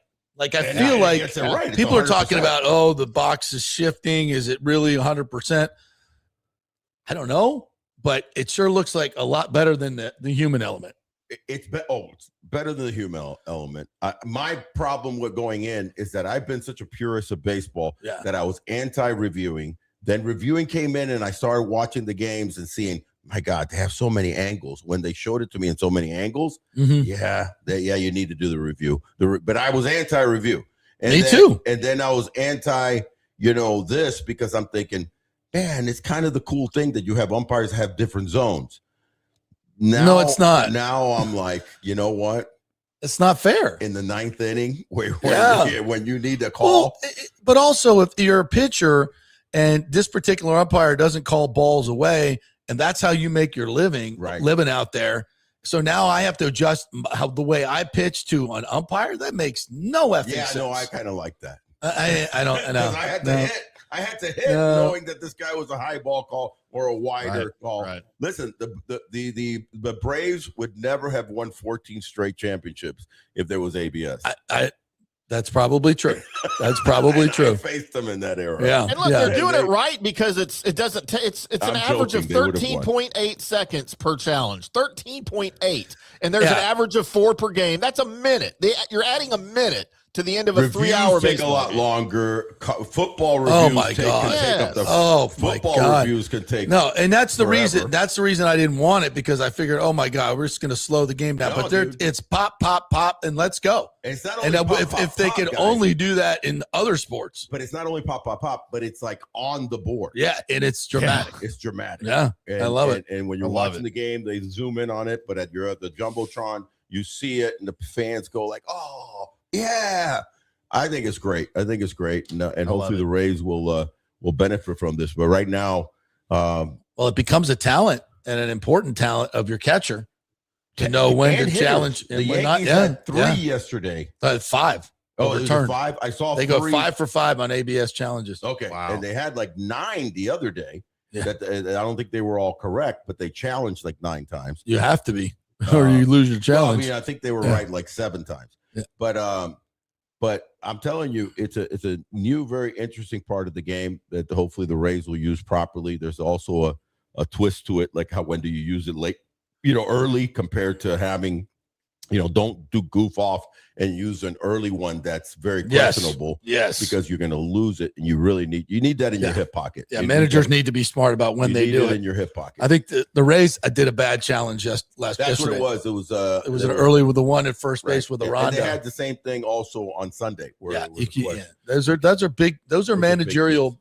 blunders. And listen, I know we're closing out here, but just to tease up a little bit, one of the things that we'll talk about, speaking of the Rays, is how they're going to manage the bullpen, because I was a little, it worked and everything, but a little confused with Jax coming in the top of the 7th, bottom of the 7th, with the 7, 8, 9 guys coming in.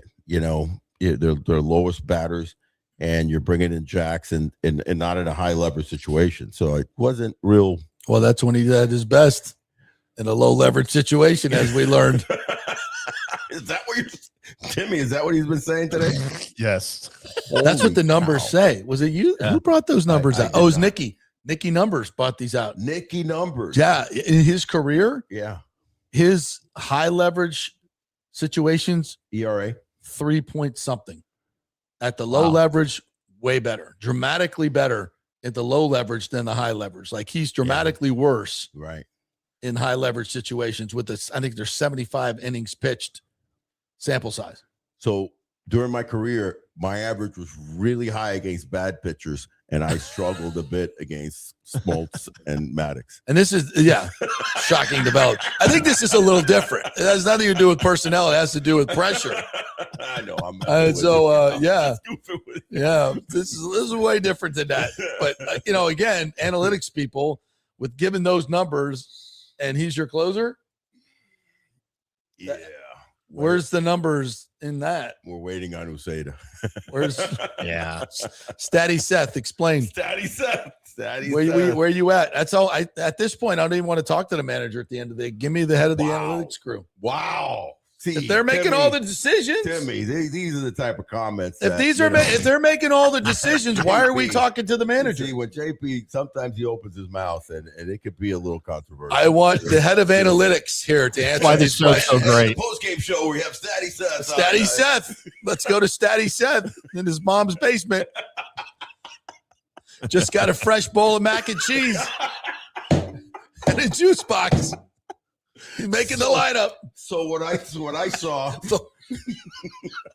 Give me Statty Seth. Give me a quick Statty Seth. That's what I thought is when I crunched the numbers. It comes up with Chandler Simpson batting behind Junior Caminero in the 5 hole. What I saw. And here's how it works. Come on, can you bring me my inhaler? I'm on TV. Why do I open the door for him, man? I don't know. I don't know. Why? Why do I do that? I feel like we need to end the show. The inhaler, you didn't like that one? My asthma meds. My asthma meds. Here's the lineup, Kevin. I'm on. Oh my I'm God. on Race TV. If you want more of this, starting around 12:30, 12:45, we get done laughing. Oh, Nelly. We'll find out what the hell's going on. All righty, there we go. All right. Thank you, Timmy. Thank you all our commenters. We appreciate you guys. We will be back tomorrow with another JP Peterson show. Big O show coming up here in about a half an hour. Come join us. You do not want to miss this. I got a bone to pick with Chandler Simpson. Uh-oh. What's going on with that? What? Got to learn how to read plays. That's right. All right. We'll see you then.